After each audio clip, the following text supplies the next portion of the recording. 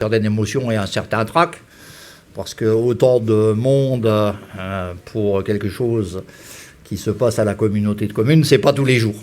Donc, je suis particulièrement fier de pouvoir recevoir Monsieur le Préfet de Moselle, qui d'ailleurs nous visite assez régulièrement ces derniers temps, et je m'entretenais à l'instant avec Monsieur le Sous-Préfet, et je disais que compte tenu de ce qui nous attend encore cette année, nous nous recroiserons. Et je ne dirais pas que la communauté de communes Pays ou Val d'Alzette est le centre du Nord lorrain, mais il m'arrive de le penser. Mesdames et messieurs, en vos grades et qualités, donc je viens de saluer Monsieur le Préfet de Moselle, je salue Madame Tribou qui représente ici Jean Rotner, mais nous avons calé une visio avec Monsieur Rotner dans les minutes qui viennent. Prions le ciel que la technique ne nous lâche pas, donc je vais à la fois un peu prendre la parole, et puis dès que Jean Rotner sera en ligne, ma foi, puisqu'ils sont en session en plus au Conseil régional, je lui donnerai évidemment la priorité. Monsieur Grosdidier, maire de Metz, président de l'agglomération Metz Métropole, bonjour. Et Madame Agamenon, bonjour.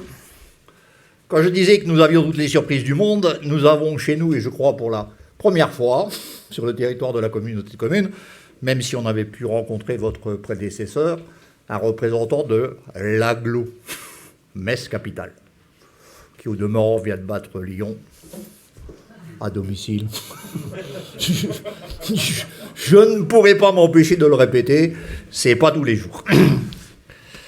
Nous sommes rassemblés ici aujourd'hui parce que nous allons signer un marché de performance énergétique, mais il me semble qu'il est bon de resituer ce marché dans un contexte historique. Et ce contexte, en gros, il commence en 2016. Et en 2016, l'ensemble des élus du territoire, réunis en conseil communautaire, donne à l'unanimité autorisation au président de signer la convention avec la Caisse de dépôt pour bénéficier d'une subvention du Fonds Ville de demain pour la réalisation d'une plateforme Smart City. Je le redis parce que ce n'est pas une lubie comme ça. C'est que dans ce cadre-là et dans le cadre de notre label Écocité, on nous a sollicité à l'époque pour savoir si nous souhaitions nous lancer dans cette aventure dont tout le monde savait qu'elle pouvait commencer, mais personne ne savait où elle pouvait mener. En 2000. C'était pas la notion la plus répandue. Hein.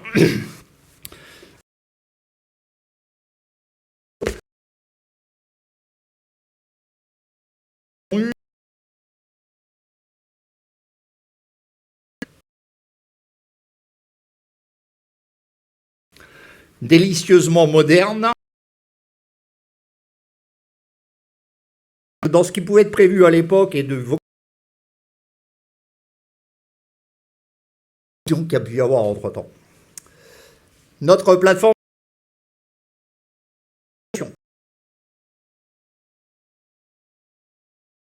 environnementale. Écocité du territoire.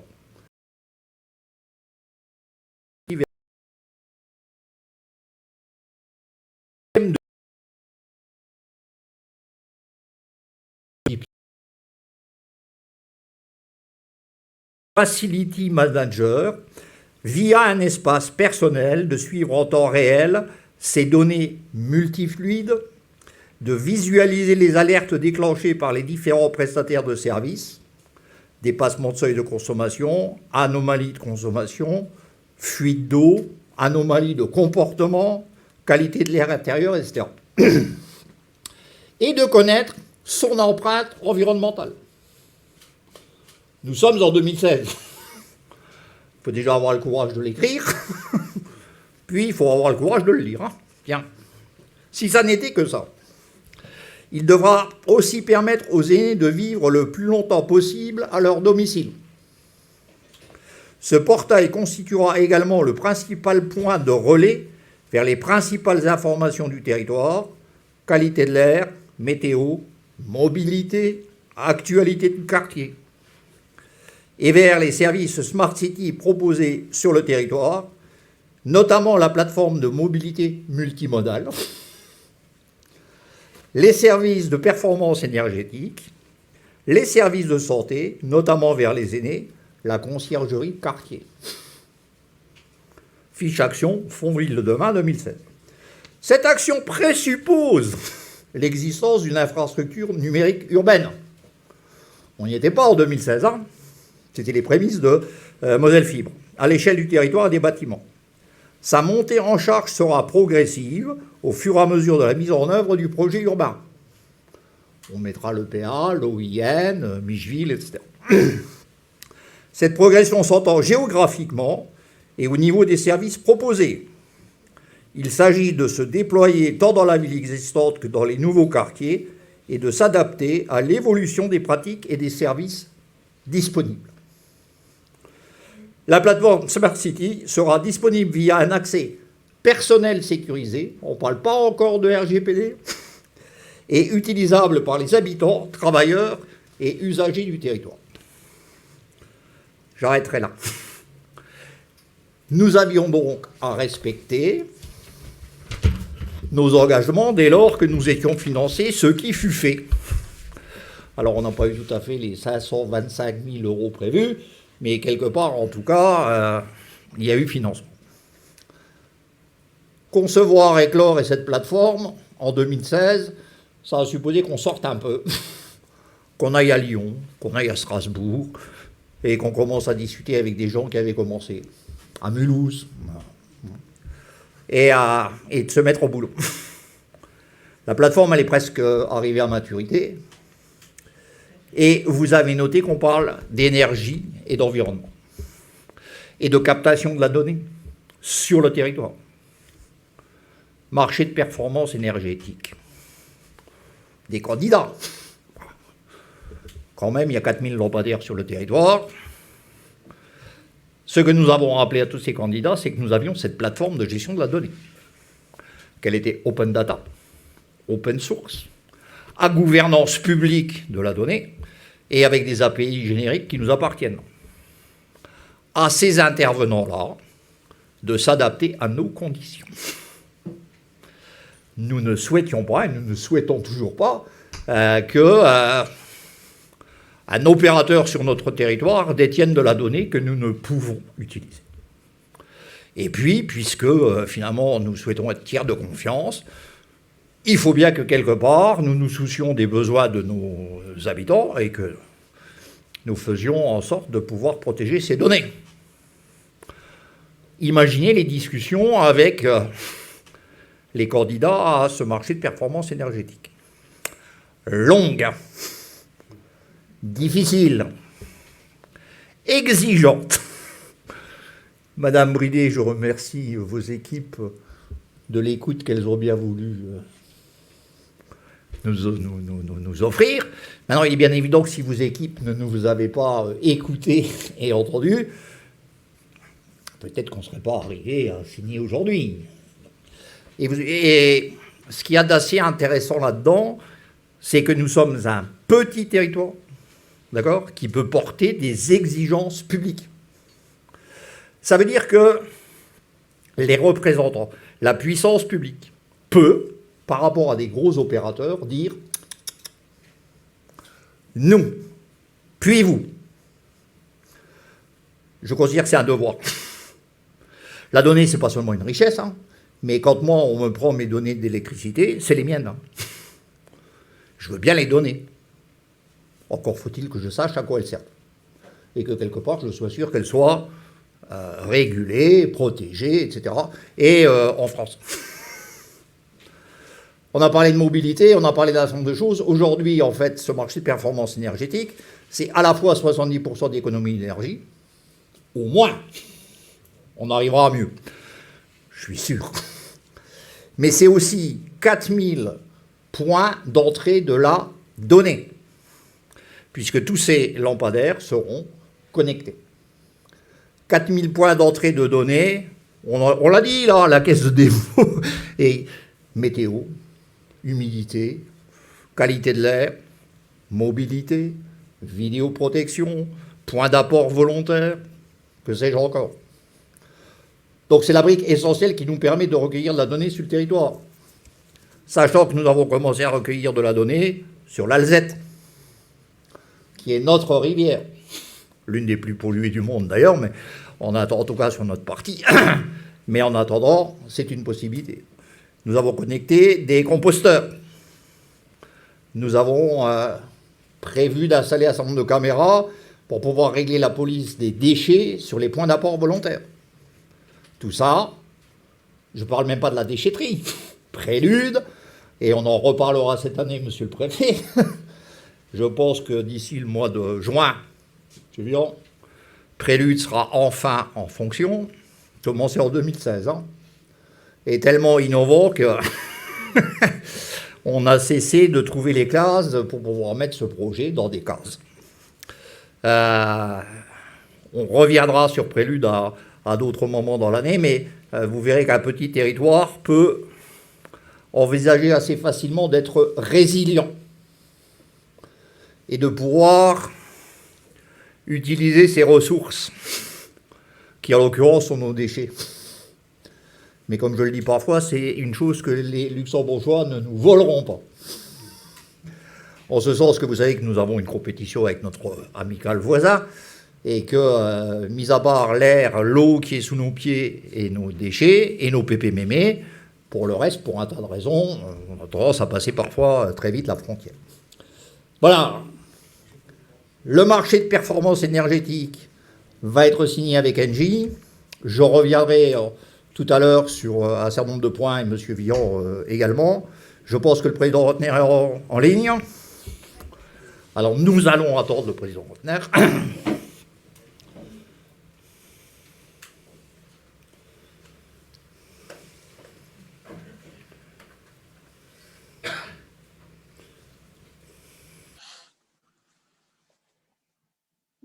Vous m'entendez? Super. Eh bien, écoutez, Président, la parole est à vous. Sachant, vous avez entendu un peu mon introduction? Pas du tout, je viens d'arriver, je suis désolé. Mais on connaît votre capacité. On connaît votre capacité à vous adapter. Et simplement pour introduire votre présence qui m'honore, et je vous remercie d'avoir répondu à ma sollicitation. Vous avez été président de l'établissement public d'aménagement Esch-Belleval, donc vous n'êtes pas en territoire inconnu. Nous avons échangé sur un certain nombre des problématiques du territoire, donc je vous donne et très volontiers la parole. Eh bien, merci, cher Patrick, et je suis très heureux de te revoir et qu'on puisse effectivement poursuivre. Je m'étais engagé à pouvoir vous rejoindre au moins par visio pour ce moment que je sais important pour vous toutes et pour vous tous sur votre territoire. Tu l'as dit, j'ai présidé l'établissement public d'État. Je suis avec une attention toute particulière les progrès de l'ensemble des projets qui sont menés aujourd'hui chez vous. Et ayant pris la présidence de la grande région depuis hier, je m'intéresse d'autant plus à cette proximité que tu décrivais à l'instant avec votre voisin, le Luxembourg. Et on a pu encore échanger hier avec le Premier ministre et la ministre Cahen de l'importance de cette collaboration et de cette présence conjointe. Moi, ce que j'aimerais vous dire, parce que j'ai entendu quelques-uns de tes propos dans la fin de tes propos, où tu parlais de votre illustre voisin, je pense que vous n'avez aucun complexe à avoir par rapport au Luxembourg. On connaît la force, c'est un État-région, sa puissance, son dynamisme économique, sa stratégie mondiale. Je pense ce serait une erreur de se concevoir sous une forme de concurrence. Moi, je considère que le Luxembourg est un élément moteur, en tout cas chez nos voisins, est un élément moteur pour nous-mêmes, région Grand Est, qu'il faut considérer comme cela, mais qu'il faut savoir, avec le Luxembourg, échanger aujourd'hui sur la base de projets concrets. Et les projets, pour moi, ce n'est pas simplement des projets métropolitains, ce sont des projets d'équilibre dans tous les territoires où chacun doit jouer pleinement et entièrement sa place. Et je crois que ce qui se passe au niveau de votre intercommunalité est assez significatif. C'est que vous avez pris votre destin en main. Je sais, pour avoir partagé certains de ces débats, que ce n'est pas toujours évident, qu'il y a des choix qui ont nécessité parfois des arbitrages, de vraies batailles, mais qu'il y a une vraie nécessité d'aller de l'avant. Aujourd'hui, à travers effectivement ce projet de Smart City, d'éclairage intelligent, de plateforme, de capacité de maîtriser la donnée, eh bien, vous vous projetez à la fois dans l'avenir, mais vous vous projetez aussi dans un rapport différent, celui du projet, celui d'un équilibre et d'un dialogue possible avec le Luxembourg ou avec d'autres territoires, parce que vous êtes voisin aussi de territoires français. Il y a bien simplement peut-être une répartition d'équilibre différente parce que c'est vous qui menez ces projets, parce que c'est vous qui êtes à la tête même de cette dynamique et donc qui êtes considéré, regardé de manière différente. Ça en étonne peut-être certains. Moi, ça me ravit.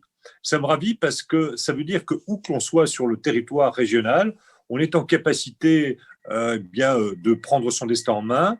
Et l'objectif de la région, c'est pas de faire à la place d'eux, mais de faire avec, de se poser à côté des acteurs de territoire, que ce soit les communes, les intercommunalités, les départements, de parfois prendre des sujets à bras-le-corps au niveau de la région, mais que les acteurs locaux, finalement, les gouvernements locaux que nous sommes, soient en capacité de mener eux-mêmes leur propre destin.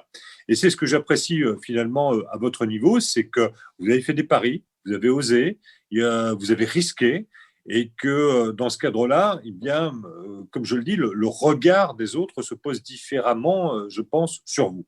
Ensuite, il y a, et Patrick, nous les avons évoqués, d'autres sujets que simplement les sujets évoqués peut-être cet après-midi dans votre rencontre, mais qui sont fortement liés. On parlait par exemple de la ressource en eau, à la fois de cette ressource historique dont vous disposez, mais aussi de cette capacité que vous avez peut-être à mieux la maîtriser en termes de quantité, de qualité et de préservation de la planète. Nous pouvons aussi jouer ensemble cette partition-là.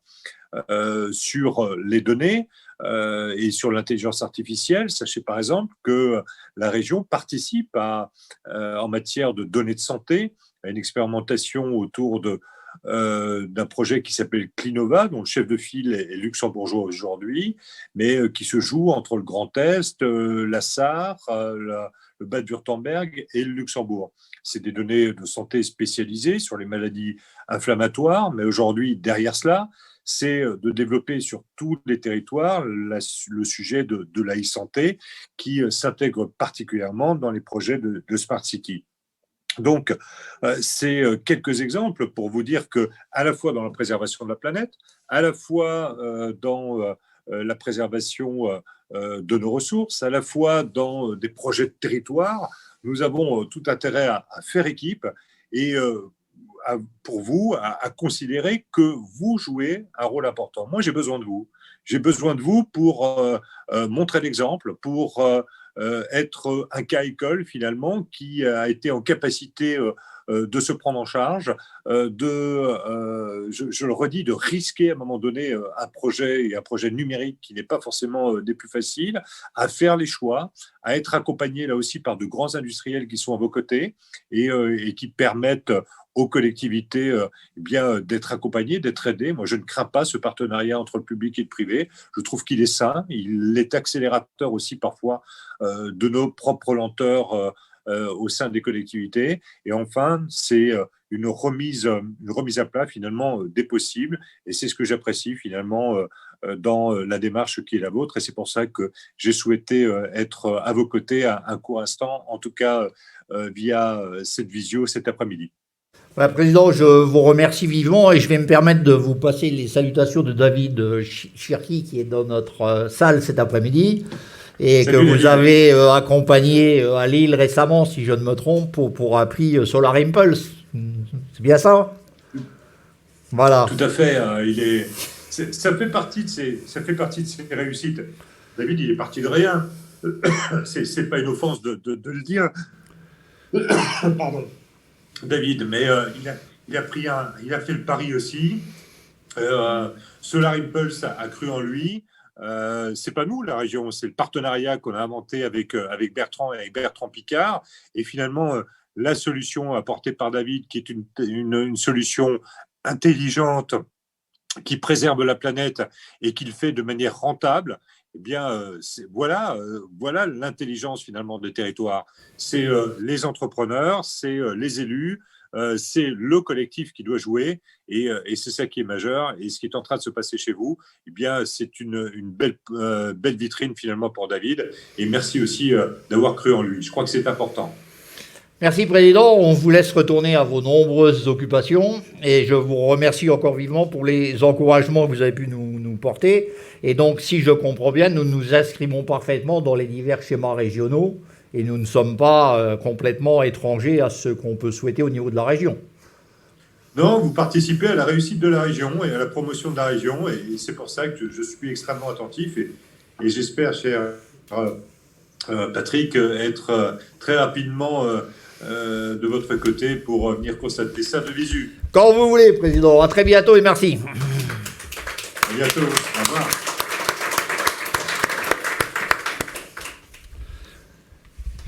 Bien, et en plus on est dans le timing, Julien.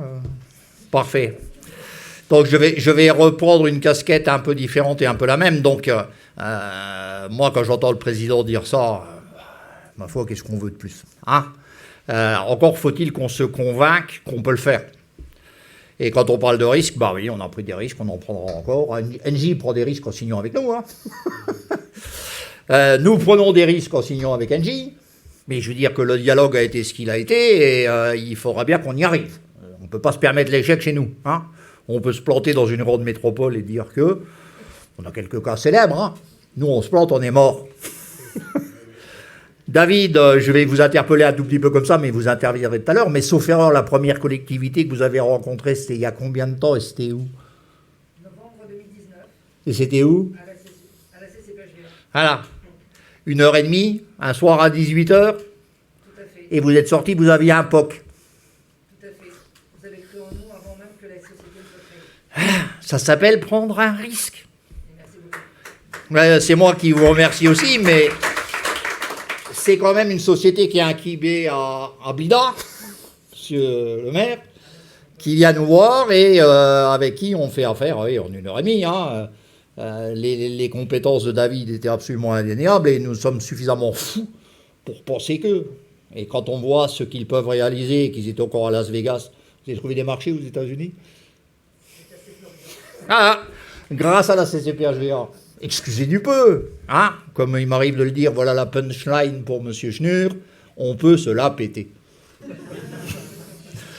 Bien, nous avions prévu une intervention du département ou des départements, il se trouve que Patrick Weiten est retenu, et donc si je change un peu de casquette, je présente les excuses de Patrick Weiten qui m'a demandé de le représenter.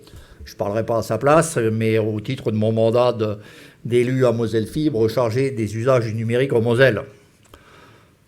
Il y a peut-être un lien avec tout ce que je peux vous raconter aujourd'hui. C'est peut-être pas pour rien. Donc, Patrick Weiten étant excusé, je pense que nous pouvons... et je n'oublie rien, M. Villon, surtout si je fais une erreur de protocole ou que sais-je, parce que ça, personne n'en est à l'abri. Je vous rappelle que ce sera de votre faute aussi, hein. Bien, eh bien, écoutez, il me semble donc qu'il est prévu que les deux représentants d'Engie ici présents et avec qui nous allons signer tout à fait dans la demi-heure qui vient, rassurez-vous, hein, on a mis du temps, mais ce coup-ci, on va le faire. Voilà. Et donc, je vais vous céder le pupitre, sachant que la sonorisation se passe ici. Alors, je ne sais pas qui de vous deux intervient en premier.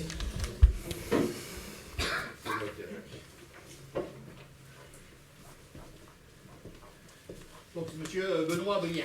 Monsieur Benoît Brien. Ah non, vous l'aviez très bien dit. Merci, monsieur le président. Bonjour à toutes et à tous. J'en profite aussi pour vous souhaiter, je ne vais pas dire une bonne année, mais une meilleure année 2021. On va se la souhaiter comme ça. Pour commencer, déjà deux termes que j'aime beaucoup. Je suis d'abord ravi d'être là. D'abord parce que je suis très fier d'accompagner les équipes locales avec lesquelles vous allez signer. Et puis aussi ravi parce que je retrouve quelques visages connus. C'est un territoire que je connais bien. J'y ai vécu il y a quelques années encore. Et puis, pour tout vous dire, j'ai des attaches familiales de l'autre côté de la frontière. Donc j'ai de la famille effectivement au Luxembourg et c'est un territoire auquel je suis très attaché. Ravi en premier lieu, mais également très fier. Très fier d'avoir... très fier que vous ayez choisi Engie Solutions pour votre collectivité, pour qu'on vous accompagne, que nos équipes vous accompagnent, à la fois dans vos ambitions de transition énergétique, mais aussi dans votre projet de développement de territoire. Mais j'ajouterai encore une petite touche perso, c'est un projet qui me tient personnellement à cœur, parce que j'ai rejoint moi les équipes d'Engie Solutions il y a 1 an. Il n'y a pas très longtemps, j'étais dans une de ces entreprises-là et j'avais déjà participé.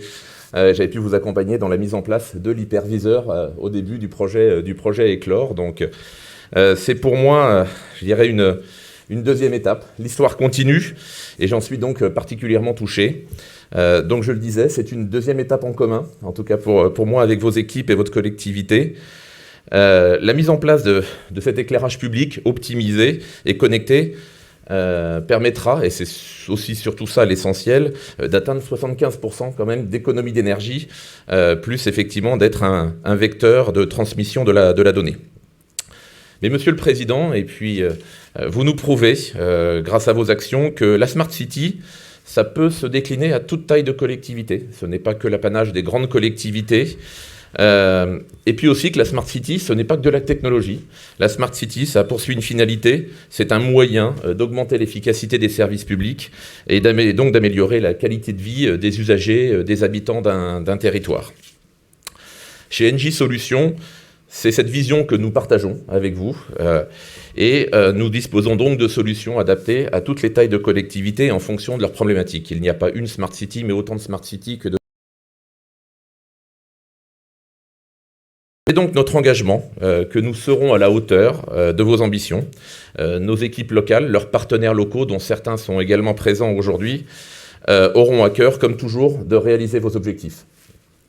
Marc, n'y voit pas aucune pression, ne voit aucune pression dans ce que je viens de dire, hein, parce que je sais que ton niveau d'exigence est effectivement élevé, mais je te laisse maintenant l'honneur de poursuivre les discours. Merci.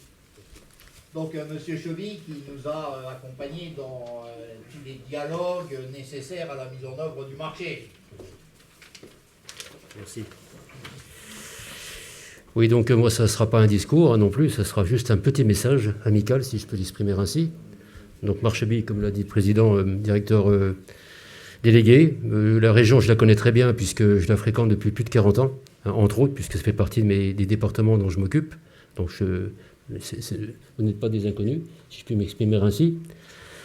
Donc simplement déjà, bonsoir mesdames et messieurs. Donc tout d'abord, je voulais aussi vous souhaiter une bonne année 2021, que nous espérons tous meilleure. Je remercie Monsieur le Président et la Comcom de nous avoir confié son projet d'éclairage public intelligent et de solutions Smart City sur le territoire. Votre projet nous tenait à cœur car beaucoup de collectivités, je précise, en parlent mais ne se lancent pas. Mon équipe, dirigée par Audrey, ici présente dans la salle, que vous verrez tout à l'heure, en tant que directrice de développement, s'est très vite et s'est très rapidement plongée sur ce dossier avec un vif intérêt, la diversité de celui-ci le rendant très attractif, il est vrai. Nous allons travailler en synergie avec vos équipes à la réussite et à l'aboutissement de vos attentes. Donc maintenant, tout simplement, à très bientôt, donc sur le terrain, pour mettre en lumière votre Comcom et lui donner la clarté qui manque en cette période. Merci. Monsieur Chevy, je vous remercie. Et si je ne me trompe pas, et tel que nous avons prévu les choses, Monsieur le Préfet, si vous voulez bien prendre place à la table sonorisée. La parole est à vous.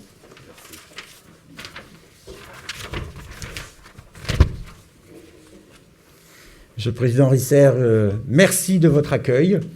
Comme vous avez eu la gentillesse de le dire, ce n'est pas la première fois que je viens ici. C'est sans doute un des lieux du département où je viens le plus souvent. Et c'est dire tout l'intérêt que j'attache, et à travers moi l'État, à l'avenir de votre communauté de communes qui est dans une situation tout à fait particulière, mais qui montre, et c'est ce sur quoi je voudrais insister, que grâce à l'engagement des élus, on peut préparer l'avenir. Sur un territoire qui a connu une grande prospérité dans une époque qui est maintenant révolue, ça ne sert à rien de ressasser indéfiniment le passé, mais il faut se tourner devant soi, et vous savez le faire en prenant les choses à bras-le-corps. Et c'est bien grâce à votre courage, à votre clairvoyance, à votre engagement d'élu que j'ai pu remarquer déjà à plusieurs reprises que vous avez développé ce projet Éclore, pour lequel nous étions avec Madame Tribou il y a quelques semaines, juste avant Noël, pour la signature du contrat de la Poste Ma Ville, Mon Shopping. Là aussi, c'était une manifestation de votre capacité d'adaptation dans une période difficile. Vous montrez, et on l'a dit, que grâce à cet engagement dans Smart City, moi j'aime mieux parler en français, alors je parle de ville, je ne sais pas si le smart c'est intelligent ou agréable, ou les deux à la fois. En tout cas, je vous décerne volontiers les deux qualificatifs, et vous pouvez ainsi prendre votre part concrètement. Et chaque habitant de l'intercommunalité peut prendre sa part de cette préservation de notre patrimoine commun, du patrimoine mondial qu'est notre planète Terre, suffisamment menacée, nous le savons. La deuxième chose que je voulais souligner, c'est que ce projet représente bien l'alliance des grands et des petits. Alors il y a les grands groupes industriels, il y a les petites start-up qui se mettent ensemble, d'autant plus quand ces start-up sont mosellanes. Ça fait plaisir, ça montre qu'ici on en est capable. Et puis il y a l'alliance, vous m'en voudrez pas, de la petite communauté de communes avec le grand-duché, à l'égard duquel je rejoins le président Rotner. Nous n'avons aucun complexe à avoir. Et moi qui ne suis pas là depuis 40 ans, monsieur, mais depuis seulement 6 mois, à chacun de mes passages, je vois que le paysage se transforme. Et ça montre bien qu'on est capable ici de faire aussi bien que notre riche voisin, et peut-être de susciter là aussi des envies et de la jalousie. La troisième chose que je voudrais souligner, c'est le soutien de l'État. Dans cette crise sanitaire que nous connaissons, l'État est l'entité vers laquelle chacun s'est tourné quand tout semblait s'effondrer. L'État a pris sa part importante, lourde, de soutien à l'économie, de soutien par le fonds de solidarité qui représente pour le département de la Moselle 103 millions d'euros pour 18 000 entreprises, les prêts garantis par l'État pour plus d'1 milliard d'euros, l'activité partielle pour 250 millions d'euros. C'est un apport décisif qui a permis que l'économie ne s'écroule pas, que les salariés puissent garder leur emploi, que les entreprises ne disparaissent pas, même si en disant cela, je ne décerne pas un satisfecit sans condition, parce que je sais que la situation reste difficile et que beaucoup d'entreprises sont encore dans une période de très grande incertitude. Mais l'État manifeste aussi son soutien à l'égard des collectivités locales.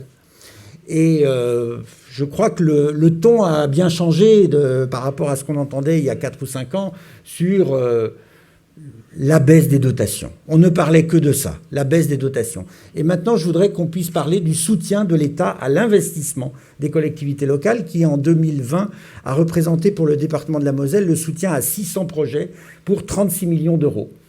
Et c'est une des raisons de ma venue ici, c'est que dans ces 36 millions d'euros, il y a une subvention de l'État, de ce qu'on appelle la dotation de soutien à l'investissement local, de 891 000 euros pour ce projet, à la communauté de communes du PIO Val d'Alzette.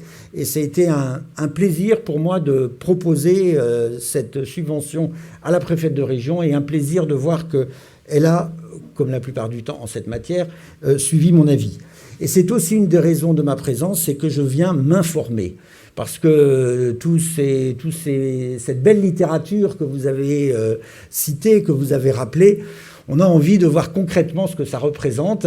Et donc aujourd'hui, c'est une belle étape. Il y en aura d'autres, mais aujourd'hui, je viens non seulement rappeler la place de l'État dans ce projet, mais également m'informer pour comprendre ce que pourront être nos villes de demain, avec comme précurseur la communauté de communes du PIO Val d'Alzette. Merci de votre accueil.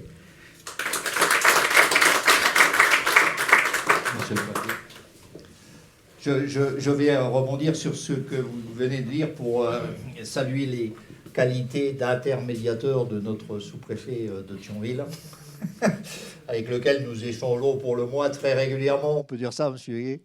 Voilà. Quant à l'objectif d'Éclore et Julien Millard, on va y revenir. Mais j'ai parlé d'un certain nombre de choses, ce dont je n'ai pas encore parlé, mais il le fera au moins aussi bien que moi, peut-être même mieux. Après tout, je ne suis qu'un élu.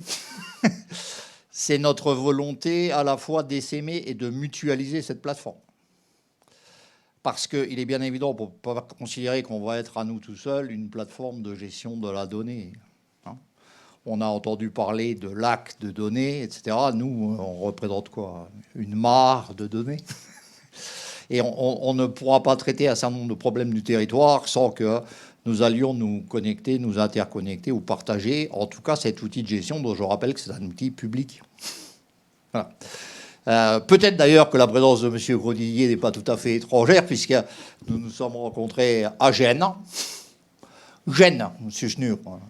C'est quand même l'un des endroits où nous sommes assez régulièrement éclatés, on peut le dire, à tous les niveaux. Hein. Et nous avions décidé cette année d'investir quand même par rapport au budget de la communauté de communes dans un rooftop où on nous voyait de loin et où en gros, je ne dis pas qu'il y avait avec nous, mais en tout cas on nous voyait de loin. Sachant qu'en plus on avait Esch 2022 qui était présent avec nous. Et on parlait du Luxembourg tout à l'heure, on y reviendra, mais Esch, capitale européenne de la culture, ça n'est pas tout à fait rien. Et donc nous les avions avec Agen. Voilà une collaboration franco-luxembourgeoise qui mérite d'être soulignée. Donc, M. Villon, si vous voulez bien, et puisque M. le Préfet signe... Ah, il faut que je signe.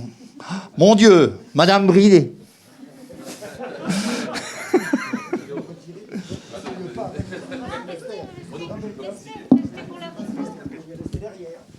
Non, mais je côté, restez là. C'est vrai, c'est vrai.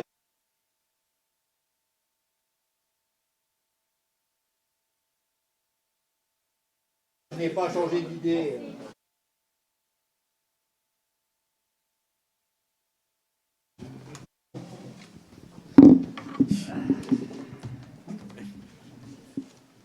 On y va? On y va. Sans regret, sans contraire. Sans regret. Avec un grand plaisir. Et avec plaisir. Et éventuellement en disant ouf.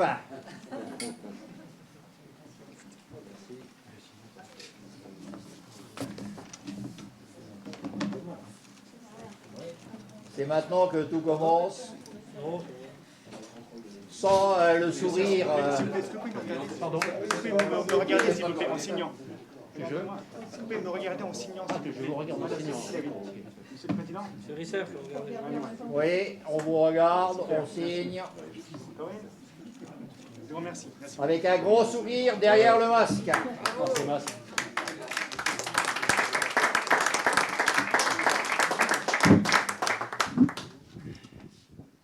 Il est branché. Oui, très franchement, ça fait du bien.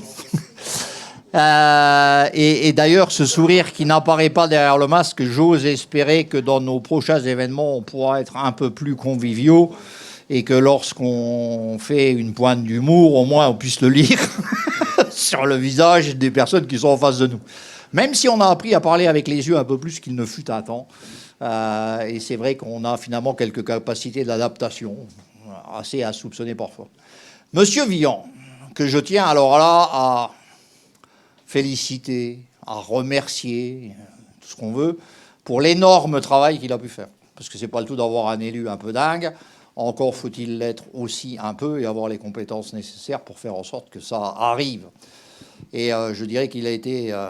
il n'a rien compté ni de son temps, ni de son énergie, ni de... Mais nous sommes quand même arrivés à avoir quelque chose qui est de l'ordre d'un réseau, un vrai. Et en général, on a... Si on fait une petite publication LinkedIn, on voit que quelque part on existe. Et avant de vous céder la parole, il y a un classement de la FNCCR qui est présente ici. Voilà. Oui. Ah, c'est bon. Non, mais donc j'allais vous donner la parole. Simplement, le classement de la FNCCR qui classifie les territoires en termes de gestion de la donnée. Smart City. Territoire intelligent et connecté. Monsieur le Préfet. Voilà, territoire intelligent et connecté, c'est peut-être ce que je préfère, sachant que tout territoire est théoriquement intelligent, puisqu'il répond à ses impératifs. Il n'est pas nécessairement connecté. Nous sommes 4e a priori pour les FNCCR. Derrière, Rennes, Nantes, Dijon.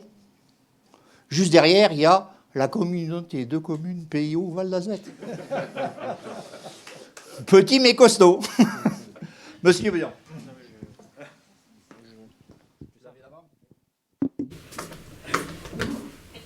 Merci, Président. Juste attendre. Donc oui, rapidement, mon intervention n'était pas forcément prévue, mais c'est vrai qu'on a beaucoup parlé du projet Éclore pendant ce temps. Et donc c'est vrai que, comme le dit Monsieur le Préfet, le projet Éclore, pour certaines personnes, ça reste un peu obscur. Voilà. On parle de territoire intelligent, de smart city, de ville intelligente. Il y a beaucoup de termes qui reviennent. Alors déjà, sur la genèse, comme l'a dit le président Risser, c'est quelque chose qui remonte depuis longtemps, puisque le premier démarrage, c'est même pas 2016, c'est 2009, avec l'obtention du label Écocité, dans lequel était fléchée la création d'une plateforme Smart City. Donc à partir de là, de cette délibération 2016, où on a eu les fonds qui ont été validés par la Banque des Territoires, on a commencé à travailler. Et en fait, on a très vite identifié ce qu'on ne voulait pas. Ce qu'on voulait, c'était plus compliqué, mais ce qu'on ne voulait pas, c'était plutôt très clair. Donc ce qu'on ne voulait pas, c'était une solution clé en main. Ce qu'on ne voulait pas, c'était des solutions complètement technologiques déconnectées du territoire. Et donc, on a très vite compris que tant le projet que le montage contractuel devait être très innovant. Et c'est pour ça qu'en février 2018, on a lancé le premier partenariat d'innovation pour la réalisation d'une plateforme Smart City en France. Alors, c'est quoi l'intérêt d'un partenariat d'innovation ? C'est-à-dire le partenariat d'innovation, tout l'intérêt du partenariat d'innovation, c'est d'être un marché de recherche et de développement. C'est-à-dire qu'on fixe un cadre aux prestataires. Et là, le cadre était très simple. Nous allons travailler dans le cadre des compétences de la communauté de communes. Vous allez mettre le citoyen et l'écosystème au cœur du projet. Votre solution sera calibrée pour le territoire. Elle sera ouverte, open data, et nous serons propriétaires de la solution. C'est-à-dire que vous allez nous laisser une partie des propriétés intellectuelles de la solution. Ça, quand vous dites ça à une entreprise, déjà, c'est compliqué. Hein, n'est-ce pas ? Voilà. Alors, c'est le moins qu'on puisse dire. Et alors, là, je vais avoir une pensée tout à fait émue et sympathique pour Shirazade Aboub de Parma Avocat, une spécialiste de la donnée en France, mais je vous garantis qu'il vaut mieux l'avoir avec soi. Et pour avoir répondu à la question, je l'ai déjà dit, le plus difficile dans la gestion de la donnée, c'est la partie juridique. Donc là, on s'en est bien tiré, mais parce qu'il faut impérativement quelqu'un de compétent, voire de très compétent. Donc, qu'est-ce qu'il y a derrière ? Derrière, il y a la notion de gouvernance publique de la donnée. Et ça, c'est fondamental. Aujourd'hui, comme l'a dit le président, nous avons également été financés parce que le système que nous avons porté est essaimable, mutualisable à d'autres territoires, quelle que soit la taille de ce territoire. Et tout l'enjeu est là. Si vous regardez en France, ce niveau de réflexion, aujourd'hui, la région Occitanie le porte. Mais il n'y a pas d'autres territoires qui le portent à ce niveau. Et ça, c'est vraiment le cœur du réacteur. Alors, ça, c'était pour resituer un peu la stratégie et le cadre. Après, Éclore, globalement, qu'est-ce que c'est ? Premièrement, c'est un projet transversal. Donc, il n'y a plus de silos. Et ça, c'est important d'une logique de territoire intelligent, de désiloter les services. C'est-à-dire que, quelque part, tout se croise. L'éclairage public, on en parle aujourd'hui, va discuter avec la gestion des ordures ménagères, va discuter avec le service culture, va discuter avec le service politique des déchets, etc., etc. C'est-à-dire qu'en méthode de travail, en interne, nous appliquons une méthode de travail qui est différente. C'est-à-dire on applique, pour faire un peu simple, de l'intelligence collective en mode groupe et en mode accéléré. Cette méthode-là, on l'a appliquée également pour identifier en fait les briques servicielles que nous souhaitons déployer avec les habitants du territoire. C'est-à-dire que, ce que je vais vous montrer après, tout a été décidé et orienté par les participants à des ateliers collaboratifs qui ont réuni plus de 300 personnes sur 6 mois. Alors, 300 personnes, j'entends, c'est pas énorme, c'est 1% du territoire. Mais quand je regarde à peu près, quand on essaye de faire de la concertation typique, documents d'urbanisme, des choses comme ça, à part les opposants, on a peu de gens qui viennent apporter des choses. Et aujourd'hui, avoir 300 personnes qui viennent amener des choses et qui sont restées, c'est-à-dire que ces 300 personnes, aujourd'hui, on les retrouve dans notre Fab Lab, on les retrouve dans notre Hyper Café, ils viennent régulièrement et ce sont un peu des ambassadeurs. Et l'idée, c'est vraiment de construire cette méthode de travail au-delà du projet Éclore, et c'est pour ça que le projet Éclore, ce n'est pas que la plateforme Smart City, c'est le projet de territoire intelligent. Typiquement, on travaille notre plan de prévention des déchets, il n'y a pas de technologie, il n'y a pas d'éléments connectés, et bien on a utilisé la même méthodologie. On a fait venir des gens, on leur a dit, c'est quoi pour vous les priorités en termes de protection de l'environnement, de gestion des déchets ? Ils ont donné priorité, on leur a donné des billets de Monopoly pour dire voilà notre budget, on priorise. Et on a présenté ce plan aux élus, le VP en charge de ce dossier dans la salle, on a présenté ce plan aux élus et les gens se sont sentis investis. Voilà. Et donc, très rapidement, et après je laisserai la place pour la présentation du marché éclairage, qu'est-ce que c'est Eclore, le Smart City? Alors, le cœur du réacteur, c'est cette plateforme d'échange, cette plateforme de gestion de la donnée que vous voyez là, qui est une plateforme qui a 3 fonctions. Une première fonction, c'est le stockage de la donnée, c'est-à-dire on va recueillir de la donnée qui peut être en open data, c'est-à-dire libre, de la donnée qui peut être produite par nos services, de la donnée qui peut être produite par des objets connectés que nous déployons sur le territoire.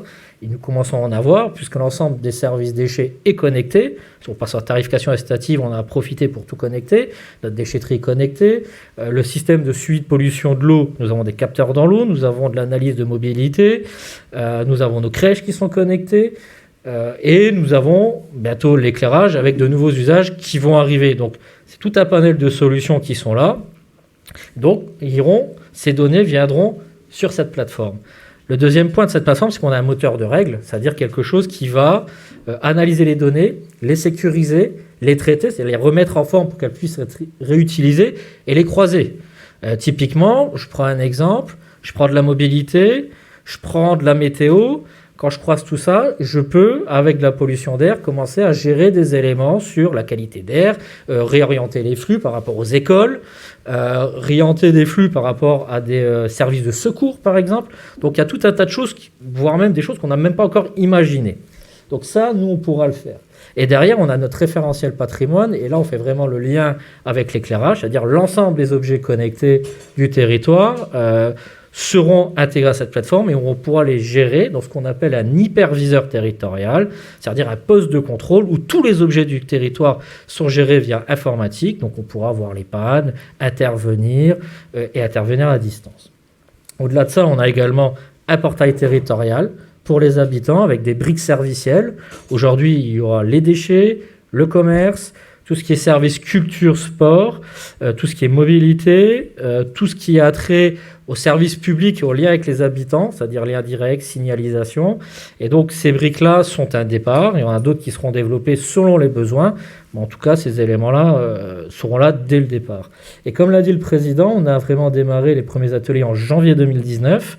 Aujourd'hui, on est en toute fin de phase de développement, c'est-à-dire que on a déjà accès, nous, à l'ensemble de ces éléments, notamment un élément phare qui est, alors c'est un petit peu technique, on parle beaucoup d'API. Alors en français, une API, c'est une interface de programmation.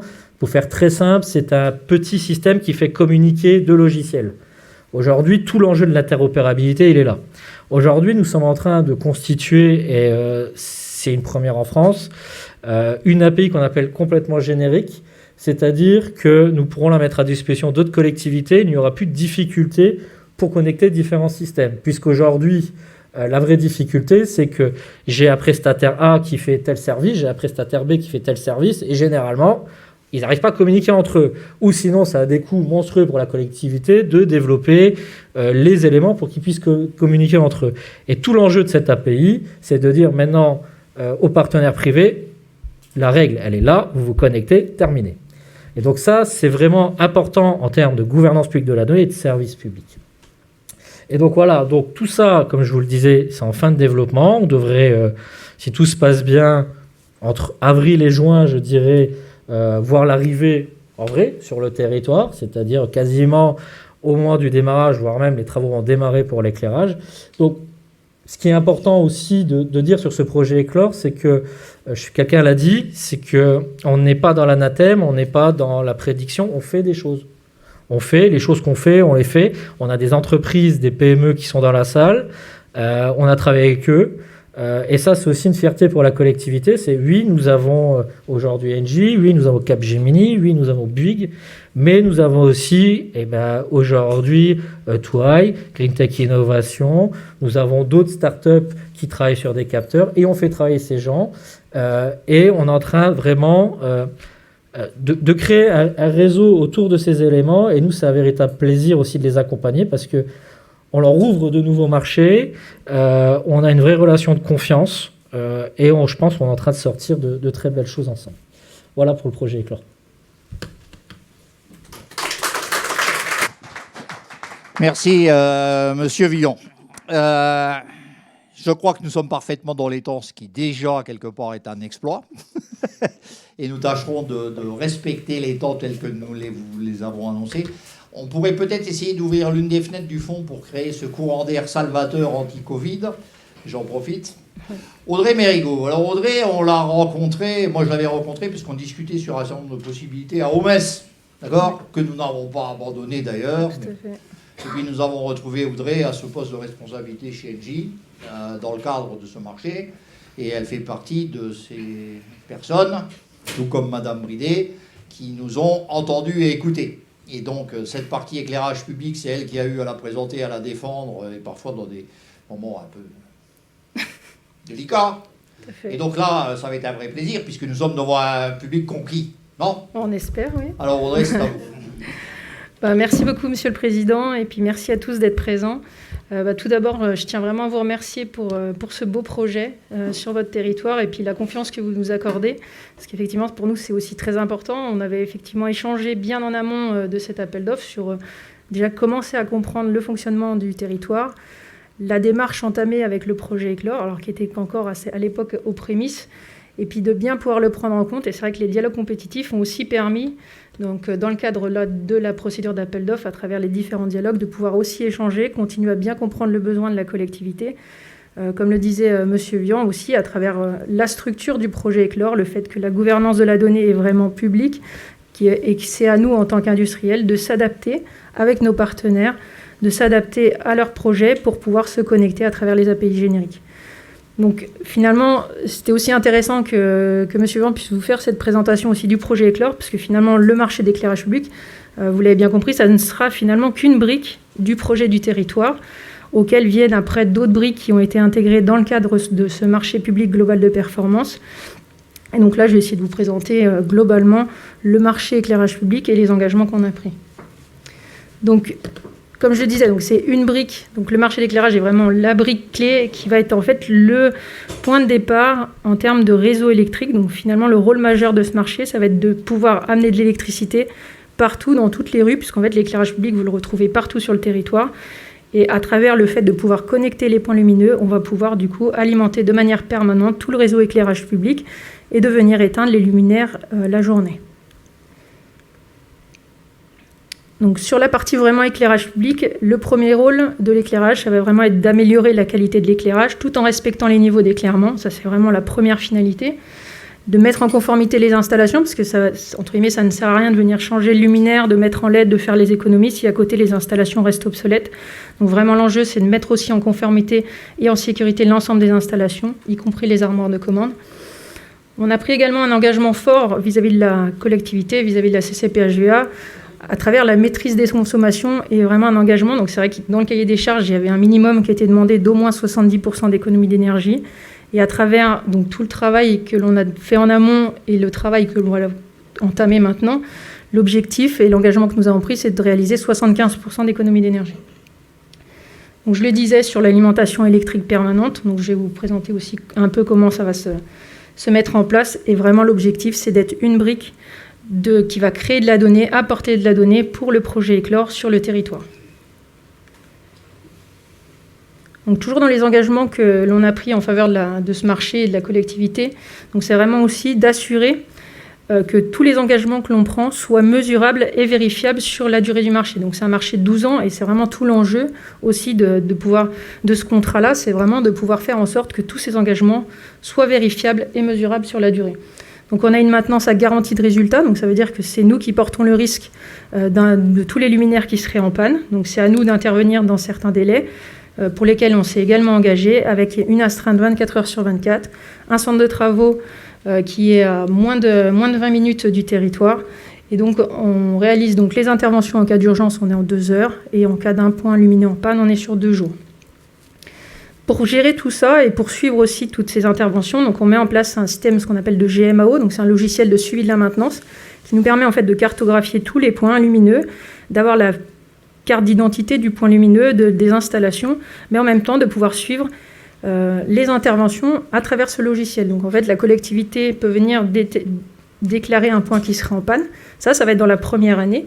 Et après, à partir du moment où tout l'éclairage sera connecté, l'intervention ou un point qui sera en panne viendra se déclarer automatiquement grâce au système connecté sur l'éclairage public.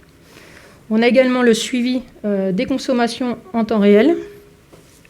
Donc là, je vous ai fait un petit focus. Donc là, c'est un logiciel qui s'appelle Smarteo, qui a été développé par PRNJ Solutions, où en fait, on suit les consommations en temps réel, armoire par armoire, ce qui nous permet, donc là, on le voit un peu sur le schéma, c'est que finalement, on est capable de suivre aussi, au fur et à mesure de la réalisation des travaux, la diminution des puissances et la diminution de la consommation. Donc là, on le voit, sur le début, on a une certaine puissance installée. Je ne sais pas s'il y a un petit pointeur. Non, je ne vois peut-être pas. Ouais, on voit ici la puissance installée au démarrage, et puis au fur et à mesure des travaux, on voit en fait la consommation qui diminue, et on a également ici l'abaissement en milieu de nuit. Donc l'idée de l'abaissement, c'est de pouvoir aller plus loin, parce qu'en fait, une fois qu'on a réalisé, remplacé le luminaire, qu'on a réalisé les études, on va diminuer la puissance installée, donc la partie abonnement sur les factures d'énergie, et avec l'abaissement, on va pouvoir encore optimiser et aller plus loin sur les consommations. Donc, au niveau du programme de travaux, je vous ai repris ici quelques chiffres clés en fait, du marché. Donc, on va rénover sur les 10 premiers mois du contrat 4146 luminaires qui vont être rénovés en LED. On va également en parallèle, donc en même temps qu'on va rénover les luminaires, on va installer donc sur toutes les armoires de commande, on va rénover les armoires qui sont à mettre aux normes. On va installer des systèmes de télégestion qui vont permettre déjà de télégérer l'armoire à distance. Et en parallèle de la rénovation des points lumineux, on va en même temps installer un système de télégestion qui va en fait, donc c'est un peu le schéma que je vous ai remis en bas, donc on vient en fait installer un module dans l'armoire qui permet déjà dans un premier temps de télégérer l'armoire. L'information passe après en courant porteur dans le câble électrique, revient au niveau d'un petit module qui est dans le mât et en fait qui vient lui connecter le luminaire, pouvoir récupérer donc des informations de fonctionnement du luminaire, donc est-ce qu'il fonctionne, est-ce qu'il ne fonctionne pas, des informations aussi sur sa puissance, sa consommation, avec la possibilité également, donc à distance, de jouer sur ses horaires d'allumage, sur ses périodes d'abaissement, et de pouvoir continuer à optimiser et à continuer à faire vivre tout l'éclairage public, alors que ce soit commune par commune ou par typologie de voie, en fonction des besoins de quartier par quartier. Le deuxième schéma, ce qu'il montre ici, c'est qu'en fait, au-delà de l'éclairage public, je le disais tout à l'heure en introduction, c'est que finalement, on crée en fait un maillage électrique sur l'ensemble du territoire. Aujourd'hui, l'éclairage public, ce qu'il faut avoir en tête, c'est qu'une fois que l'armoire est éteinte et que le luminaire est éteint, il n'y a plus du tout d'électricité qui passe dans le câble. Là, l'objectif en connectant l'éclairage, c'est que finalement, on va permettre d'avoir cette électricité permanente 24 heures sur 24, d'utiliser cette installation électrique-là pour pouvoir venir connecter d'autres équipements, des objets connectés, des caméras, par rapport aux différents besoins de la collectivité, sans avoir à recréer une infrastructure spécifique avec une création d'un abonnement ou d'un câble électrique, une tranchée. Et donc, ce que je disais aussi tout à l'heure donc en introduction, c'est vraiment que tout l'enjeu du projet a été de faire en sorte que cette brique éclairage soit vraiment connectée aux différents niveaux à travers la plateforme Eclore, donc à travers des logiciels qui sont ouverts, évolutifs et interopérables à travers les API génériques vers le projet Eclore. L'objectif, c'est vraiment que toutes les informations qui sont générées, toutes les données qui sont générées autour de l'éclairage public puissent servir pour alimenter la plateforme Eclore. Enfin, donc pour continuer, en fait, au-delà de ce marché d'éclairage, il y avait aussi des enjeux autour d'autres besoins de la collectivité, notamment autour des enjeux autour du maintien des personnes à domicile. Donc là, on a souhaité également proposer à la CPHVA donc, l'autre plateforme Eugénie qui permet en fait d'améliorer cette aide pour les personnes, pour le maintien des personnes à domicile. On a également mis en place depuis plusieurs années une sensibilisation auprès des jeunes, donc à travers le programme NJ qui s'appelle J'apprends l'énergie, mais également sur les marchés d'éclairage où on accompagne en fait les différentes collectivités à travers des interventions dans les écoles pour proposer des interventions pédagogiques autour de la lumière, pour expliquer ce qu'est la lumière, pourquoi on éclaire, et puis d'aller petit à petit vers le marché d'éclairage. On a également avancé sur une approche aussi écologique et d'économie circulaire, donc à deux niveaux. L'idée, c'était que les luminaires qu'on dépose, dans la majorité des cas, et c'est le constat partout en France, ils sont à 70%, ils vont être tous vétustes. L'objectif, c'était déjà pour ces luminaires-là vétustes de pouvoir réutiliser la matière. Donc là, on travaille avec la société Valo, qui fait en fait du démantèlement de luminaires, avec qui on va participer, on va travailler avec eux, et ils le font avec des personnes en insertion.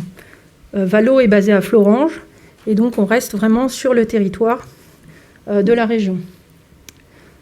Après, il y avait l'autre enjeu, qui était les luminaires qui, là, eux, sont en bon état. Et donc là, l'objectif, c'était de pouvoir aussi les réutiliser sans être obligé de les mettre, entre guillemets, à la poubelle. Et donc là, on va travailler avec l'association Énergie pour Ndao. Donc on l'a fait en lien aussi avec David Schkiri de Green Tech Innovation, où du coup, en fait, les luminaires seront mis à disposition de l'association pour être après remodelés et envoyés en Afrique. On a également travaillé avec, donc, toujours sur la partie insertion, parce que pour nous, c'est aussi un engagement fort que l'on souhaite prendre vis-à-vis de la collectivité à travers l'inclusion sur le territoire. Donc, on a également travaillé avec l'entreprise Valo pour mettre en place un programme de formation pour des monteurs réseau qui vont intégrer en fait nos équipes, travailler sur le territoire à travers un parcours en alternance. Et c'est déjà commencé puisqu'on est en train de le mettre en place. On est dans la phase vraiment de recrutement des personnes. Et le dernier point, donc ça va être la plantation d'arbres sur le territoire, vraiment pour continuer la transition vers une transition neutre en carbone pour le territoire, à travers la plantation du coup de 2100 arbres avec l'organisme Reforest Action. Donc, au-delà de vraiment tout ce que je vous ai présenté là, donc on a également, dans le cadre du marché, travaillé avec 2 startups, Green Tech Innovation et 2i, qui vont vous présenter également donc, comment ils sont intégrés dans le projet. Et pour nous, c'était important de pouvoir les aider à travers notre réponse à pouvoir accéder à ce type de marché-là. Et donc, il va y avoir aussi tout un travail de collaboration qui va continuer, après l'avoir construit pendant la phase d'appel d'offres, qui va continuer là dans le cadre du marché. David, je vous laisse la parole. La vedette du jour. Quasi vedette nationale depuis 8 jours. Avant que David n'intervienne, puisque il sera avec plaisir que je vais le laisser intervenir, je vais en profiter. On a parlé de Valo, il me semble que M. Lerovillois est présent. Donc voilà, il est de l'autre côté. Donc de l'autre côté, je salue M. Lerovillois. Nous travaillons beaucoup avec Valo sur d'autres projets. Et il était important là aussi que nous sachions quoi faire de tous ces déchets, et on a d'autres projets sur le territoire avec eux. Je remercie aussi les Darkem, qui sont l'une des 2 équipes qui travaillent pour nous aujourd'hui. Alors, ils sont installés dans nos locaux, encore une start-up, donc on se rend mutuellement au service, et ça leur a peut-être permis de traverser cette difficile épreuve du Covid de manière un peu plus ou moins difficile. Et puis, je salue aussi Grand Angle, parce que toute la technologie du jour, c'est Grand Angle. Et jusqu'à présent, en tout cas, nous relevons le défi de la visio, du direct et du timing, donc c'est assez remarquable. David. Merci beaucoup, Monsieur le Président, et merci à Julien, également aussi, Monsieur Vian, donc, de nous avoir fait confiance, en tout cas à la start-up naissante donc, du territoire. C'est vrai que pour reprendre un petit peu l'historique, donc on s'est rencontrés en novembre 2019 grâce à, encore une fois, à une mise en relation de qualité par Tipeee et donc par Florence Chrisman, et que je salue également. C'est aussi ça, la magie du territoire, là, ces mises en relation qui peuvent fonctionner. Voilà, il y a eu une certaine alchimie dans leur discussion, en se disant peut-être que nous connaissons une start-up qui peut peut-être répondre justement au dossier que vous gérez actuellement. Et dès le premier entretien, en fait, il y a eu une écoute attentive. On était une start-up, on n'existait pas encore, puisqu'on préparait en fait la partie de développement de notre savoir-faire et d'apporter une vraie valeur ajoutée. Donc on était encore en phase expérimentale pour maîtriser la brique technologique de l'éclairage public autonome connecté. Et très rapidement, comme l'a souligné M. Patrick Risser, donc la collectivité, la CCPHVA, nous a fait confiance immédiatement pour nous proposer en fait aux futurs soumissionnaires du marché, tout simplement pour écouter qu'est-ce qu'on avait à dire. Donc on a bénéficié d'un auditoire et une mise en relation là aussi de qualité. Donc je m'appelle David Schkiri, comme vous l'avez entendu tout à l'heure. Donc je suis dirigeant de la start-up Green Tech Innovation, qui a été créée le 11 mai 2020. C'était déjà un petit signe, voilà, le jour du déconfinement. Donc ça fait pas très très longtemps, mais on avait déjà travaillé depuis 3 ans et demi, voilà, sur ce que je me prépare effectivement à vous présenter. Donc l'éclairage autonome connecté, qui s'appelle Solary Light aujourd'hui, c'est c'est un des premiers projets qu'on présente aujourd'hui. Il y en a quelques-uns dans les malles, qui sont en cours de R&D. Et donc, on a souhaité en fait proposer donc à la collectivité très tôt donc une approche un peu innovante de l'éclairage public, qui soit d'abord en fait autonome. Donc, comme on l'expliquait tout à l'heure, le fait de passer des luminaires autonomes, enfin plutôt des luminaires habituels vers des luminaires à LED, on gagne grosso modo en fait 70% d'économie d'énergie. Et l'AFE, donc l'Agence française de l'éclairage, nous dit qu'il y a un peu plus de 9,5 millions de points lumineux en France, et plus de 75% sont obsolètes, c'est-à-dire qu'ils ont plus que 25 ans. Donc la CCP-HVA a trouvé aussi dans son marché de performance donc un certain nombre justement d'économies d'énergie qui étaient possibles à réaliser, et on est venu leur proposer notre solution pour dire tout simplement, écoutez, voilà, nous, en fait, notre travail, il va commencer à partir de ces 70% d'économie d'énergie, c'est-à-dire qu'on veut aller vers l'autoconsommation complète de l'éclairage public, voire pourquoi pas effectivement créer de l'éclairage positif, c'est-à-dire qui va générer de l'injection dans le réseau public. Ce qu'on a en même temps, en tout cas sur lequel, le point sur lequel on a travaillé, c'est en même temps la connectivité. Donc la ville intelligente, pour nous, ce n'est pas qu'un concept. Il fallait absolument que l'éclairage, en tant que mobilier urbain, puisse s'intégrer justement avec le reste des mobiliers urbains, aujourd'hui sans avoir à ajouter d'autres mobiliers supplémentaires au niveau de la ville, notamment pour y installer de la vidéosurveillance, de l'affichage dynamique, une borne SOS, et d'autres objets connectés aujourd'hui que la ville intelligente a besoin d'avoir au cœur même en fait de la prestation de service qu'elle veut délivrer à ses habitants. Et pour nous, en fait, on s'est dit chouette, on a fait nos tests. Donc au niveau de notre éclairage autonome, l'objectif c'était d'avoir une autonomie complète. Et en hiver, on a trouvé en fait avec des résultats qui ont été faits en fait sur plusieurs mois, 4 nuits d'autonomie en hiver dans la région Grand Est, je le précise, et jusqu'à 16 nuits en période estivale, donc toujours dans la même région. Et on s'est dit, maintenant il y a du surplus énergétique, qu'est-ce qu'on peut en faire? On a 2 scénarios. Soit effectivement, ça va nous permettre d'alimenter les futurs objets connectés que l'on va venir intégrer sur le dispositif d'éclairage, ou alors une autre possibilité, c'est de pouvoir réinjecter le surplus énergétique, donc au travers du réseau EDF, si on est dans un scénario tout simplement de remplacer la tête de luminaire, puisque, je vais expliquer un petit peu, mais notre dispositif, en fait, s'appuie uniquement sur la tête de luminaire. Donc, on n'exploite pas du tout, en fait, le mât ou le génie civil. L'idée pour nous, c'est de pouvoir, en fait, venir remplacer les lanternes qui existent déjà, tout simplement pour faire des économies de génie civil qui sont évidentes et qui sont, grosso modo, entre les 2 tiers ou les 3 quarts, effectivement, de l'investissement pour de l'éclairage public, mais surtout pour apporter en fait d'autres services qui vont s'interconnecter. Et le fait de discuter avec la CCP-HVA nous a permis effectivement de voir que on était dans la même réflexion, notamment de connectivité, de pouvoir en fait développer donc des API, donc des logiciels effectivement de connexion avec donc ceux qui existaient déjà au travers du territoire, et qui étaient surtout dans des langages qui étaient ouverts. Ça veut dire que demain, si on n'existe plus, ça peut être repris, effectivement. Il ne faut pas avoir le monopole, effectivement, encore une fois, de la bonne idée. L'idée, c'est qu'il y a beaucoup de choses à faire. Il y a énormément de personnes qui peuvent être autour de la table. Et c'est ensemble qu'on apportera une solution donc, qui sera beaucoup plus forte.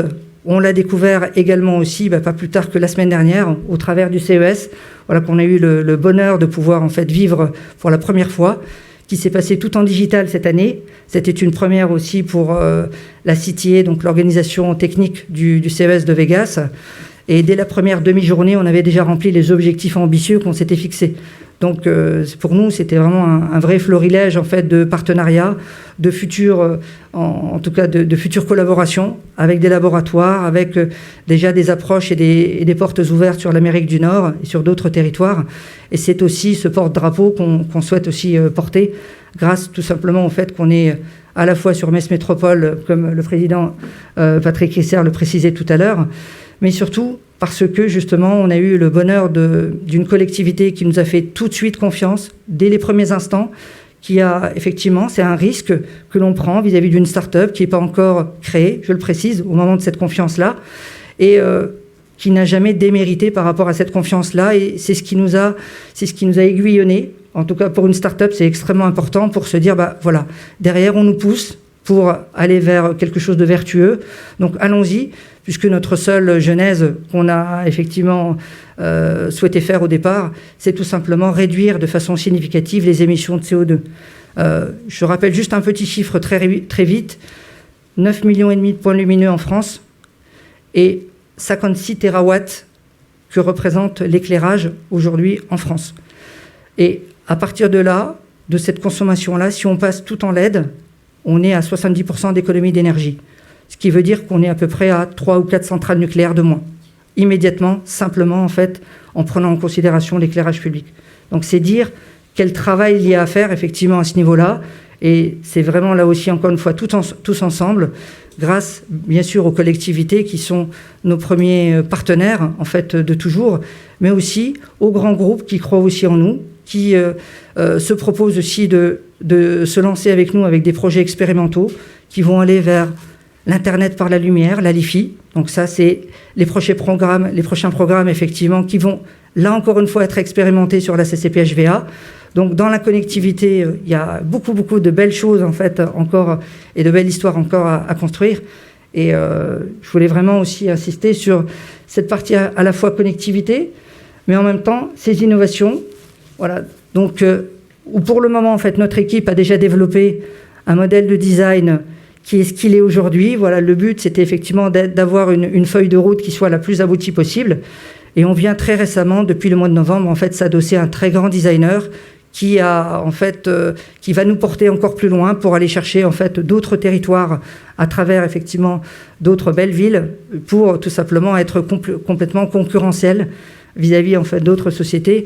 Et encore une fois, grâce à des expériences qui soient réussies, on a besoin, voilà, de collectivités qui nous font confiance, qui se proposent d'investir d'emblée, en fait, sur un certain nombre de points lumineux et se dire, écoutez, on va ajuster les choses ensemble pour vous permettre demain d'avoir une feuille de route, des ingrédients qui vont vous permettre de vous déployer, puisque la philosophie de la CCP-HVA, c'était effectivement d'essaimer.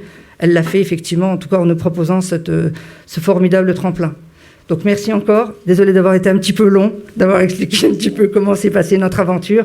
Mais encore une fois, c'est cette collaboration collective que je remercie vraiment tous les acteurs et je n'aurai pas suffisamment de mots en fait de remerciements. GreenTech Innovation aujourd'hui ressemble, enfin, est ce qu'il est aujourd'hui grâce à tous ces acteurs du quotidien et de cette confiance-là. Merci encore. Merci David. Rassurez-vous, vous n'aurez pas été trop long, et puisque vous n'avez dit que du bien que nous, je ne vois pas pourquoi on vous aurait interrompu. Nous avons, alors, on a parlé de grands groupes, il faut savoir que cette semaine, on a rencontré Enedis, et on a un représentant dans la salle d'à côté, et ce matin, j'étais avec GRDF. J'aime ça. J'aime ça parce que ça veut dire que tout ce qu'on a pu faire jusqu'à présent, et même lorsqu'on avait été tapé aux portes il y a 2 ou 3 ans, peut-être qu'on n'avait pas eu toutes les oreilles qu'on pouvait souhaiter, d'accord. Et puis là, ma foi, on nous porte une attention que je trouve particulièrement intéressante et qui m'ouvre des horizons nouveaux, avec du boulot. Monsieur Villon sera content, mais ça fait rien, on ira. Deuxième start-up, c'est Touaille. Alors on dit souvent les Darkem, on dit les Touaille, on dit les GreenTech, parce que quelque part, il y a un affaire, ils font un peu partie de la famille, il y a un peu de ça. Les bonnes relations ne sont pas seulement des relations d'affaires, pour autant que je sache, même si les élus là ne sont pas toujours conviés à ce type de festivités. C'est pas Frédéric, non, chacun dans son coin. Donc les Touailles, c'est à vous. Merci et bonjour à tous. Je suis Julien Trombini, le président de Touaille. Je voudrais vous remercier pour avoir su nous faire confiance il y a maintenant plusieurs mois. Le projet de CCP-HVA, c'est bien sûr un projet économique, un projet aussi de rénovation du territoire et qui s'inscrit dans la durée, mais c'est avant tout pour moi un projet politique, puisqu'on est amené à parler de plus en plus de capacité à être autonome à gérer sa donnée, à faire appel à des solutions locales, à être indépendant. Et ça, c'est vrai pour les technologies, mais aussi pour tous les autres aspects de l'économie. Et c'est quelque chose que l'on retrouve pas seulement dans une idée, mais dans une réalisation sur l'ensemble du territoire. Vous avez su faire appel à des collaborateurs qui sont régionaux, locaux. On est à peu près à 50 km de vous. Donc c'est un vrai plaisir que de voir une volonté politique transformée dans les faits et d'avoir su nous aider pendant ces mois qui se sont écoulés. Le deuxième point que je voudrais mentionner, c'est aussi vous remercier pour l'effort que vous avez tous mis à vos niveaux respectifs, que ce soit l'État, que ce soit la région, les communautés ou les villes, pour faire en sorte que ces territoires soient aussi attractifs. J'ai travaillé longtemps à Londres, mon associé également, et nous avons fondé une société à Metz. Une société qui aujourd'hui fait 25 personnes. Et on parle souvent des problématiques françaises quant au taux d'imposition sur les sociétés et plein d'autres faits. Il n'en reste pas moins que pour la création d'entreprises et d'entreprises innovantes, la France est un Eldorado. Donc merci à vous pour votre soutien. Merci aussi pour avoir mis en place un pôle universitaire de compétences. On parlait du Luxembourg. Nous avons 65% de nos collaborateurs qui sont dans la recherche avancée, et nous n'avons pas de mal à trouver les profils que nous recherchons. Donc ça, c'est une vraie valeur ajoutée pour le territoire. Donc merci à tous pour ce que vous faites au quotidien. Sur le projet Éclore, nous intervenons dans une partie qui est différente et qui est additionnelle, si je peux le dire ainsi. Bien sûr, nous nous greffons sur le candélabre et notre métier, c'est le métier de l'analyse vidéo. Donc, les thèmes qui nous sont chers sont les thèmes de vidéo mobilité et vidéo tranquillité. Être en mesure de collecter de l'information et collecter uniquement l'information nécessaire, pas forcément trop d'informations, puisqu'on rentre vite dans des problématiques de gestion de la donnée. Et ça, c'est un point extrêmement important pour nous, de faire en sorte que les données que nous collectons soient les données nécessaires pour faire en sorte que le citoyen ait une valeur ajoutée à la collecte d'informations. Donc, nous intervenons dans ce projet dans différentes phases et sur différents points qui peuvent être soit le comptage et l'analyse du flux routier, donc être en mesure de compter les différents déplacements et savoir si l'on est en phase d'engorgement sur les routes, sur quelles routes et à quelles heures de la journée. Cela peut être aussi appliqué à la gestion des parkings et des smart parkings pour faire en sorte que l'on trouve plus facilement une place de parking ou que l'on soit en mesure de gérer les heures d'ouverture et de fermeture.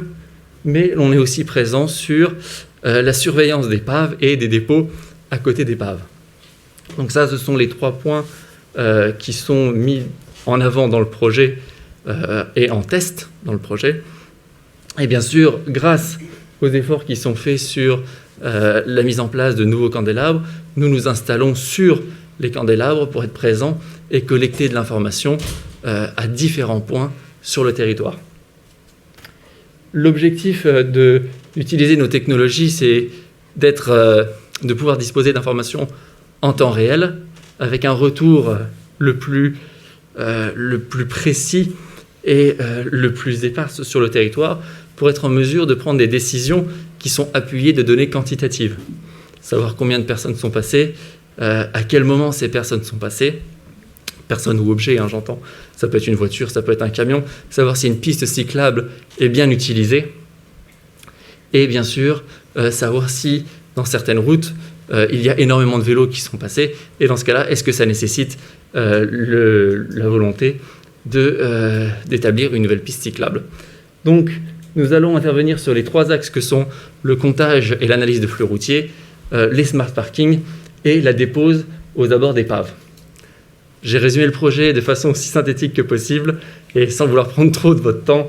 Bien sûr, nous faisons beaucoup d'autres choses sur l'analyse vidéo, mais c'est sur ces 3 points-là que nous allons nous concentrer à partir de maintenant. Merci à vous.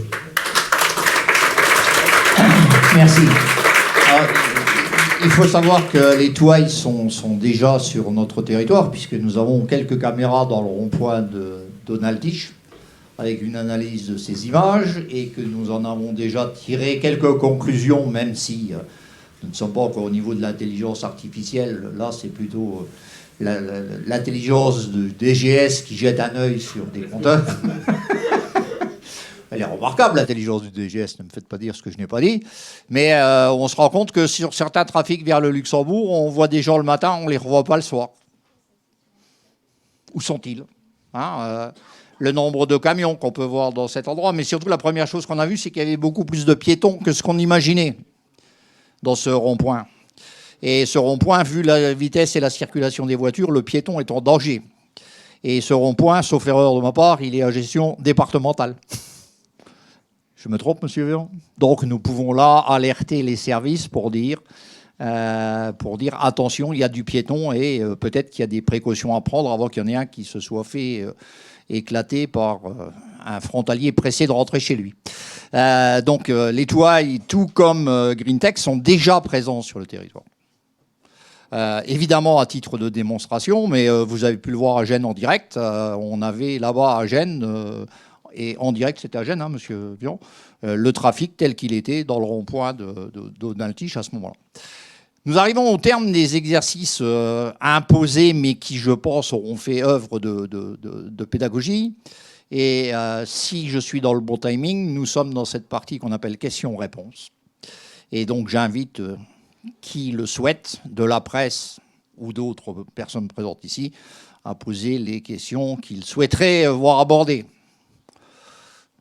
Ne me dites pas qu'il n'y a pas de questions. Monsieur Bord, qui représente chez nous la communauté de communes de Cattenom et environ, et qui est également membre de Moselle Fibre, sauf erreur, monsieur Bord. Monsieur le Président. Je vous le tiens. Ouais, merci. Merci, monsieur le Président. J'ai noté juste pour l'anecdote et un peu un point d'humour, c'est que si vous voulez supprimer des centrales nucléaires, ne supprimez pas Cattenom. C'était juste pour l'anecdote et l'humour. Ma question, elle porte aux 2 startups qui ont développé leur application. Est-ce que ces 2 applications peuvent fonctionner de façon indépendante par rapport au projet Éclore? C'est-à-dire, le projet Éclore, j'ai bien compris, c'est un ensemble, c'est toute une dimension de travail et d'intelligence. Mais est-ce que les 2, c'est-à-dire que si on devait être intéressé dans un premier temps par une application telle que vous, le Input Solaire, ou vous, sur la vidéoprotection, est-ce que ça peut s'intégrer dans un premier temps de façon totalement indépendante? Alors, on va donner la parole à David, puis à Touaille, ou l'inverse. Je n'ai pas de souci par rapport à ça, donc... Alors pour parler au niveau de Touaille, tous les systèmes sont complètement indépendants et tout le travail a été de montrer l'interopérabilité telle qu'on l'a souhaité dès présent. Donc tout est fait et il y a des interfaces qui sont indépendantes, des mesures qui sont indépendantes et sont remontées ce qui est nécessaire, soit au niveau de la plateforme, soit au niveau d'autres outils pour aider aussi bien les collaborateurs que les citoyens. Ça peut être une première étape, si j'ai bien compris, pour après adhérer au projet Éclore, en premier temps, être intéressé par une application, et ensuite, comme c'est développé de toute façon au niveau d'Éclore, de l'intégrer dans sa façon, dans sa globalité. Ah, tout à fait. Tout est possible dans tous les sens. Merci. David ? Oui, bonjour, monsieur Bord. Écoutez, pour la partie éclairage autonome connecté, c'est effectivement le cas. Donc, chaque dispositif peut fonctionner indépendamment en termes d'implantation, de territoire. On a souhaité justement pouvoir collaborer avec la CCP-HVA par rapport au projet Éclore, démontrer aussi l'interactivité qui peut exister, donc l'interconnectivité également par rapport à une base de données qui existe sur un territoire, mais qui peut être aussi construit sur d'autres territoires où ce n'est pas encore le cas, et de pouvoir l'adapter en fait tout simplement à la façon de faire d'un autre territoire. Et c'est grâce à cela effectivement qu'on se nourrit pour en tout cas adapter nos dispositifs vers des usages qui soient beaucoup plus fonctionnels. Donc, je ne sais pas si j'ai répondu à votre question, effectivement.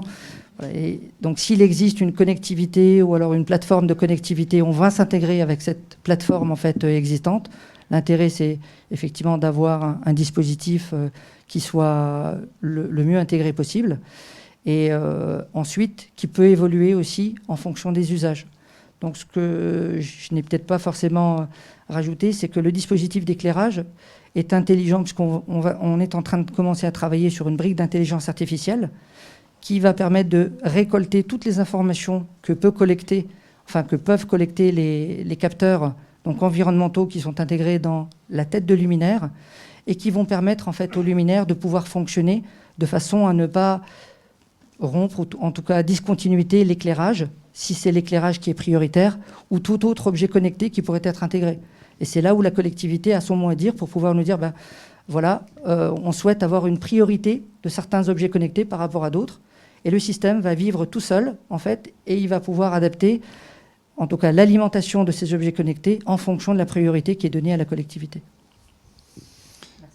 Merci David. Hélène, retournez-vous. Frédéric Schnur a une question et l'inverse ou l'absence de question m'aurait surpris. Ouais.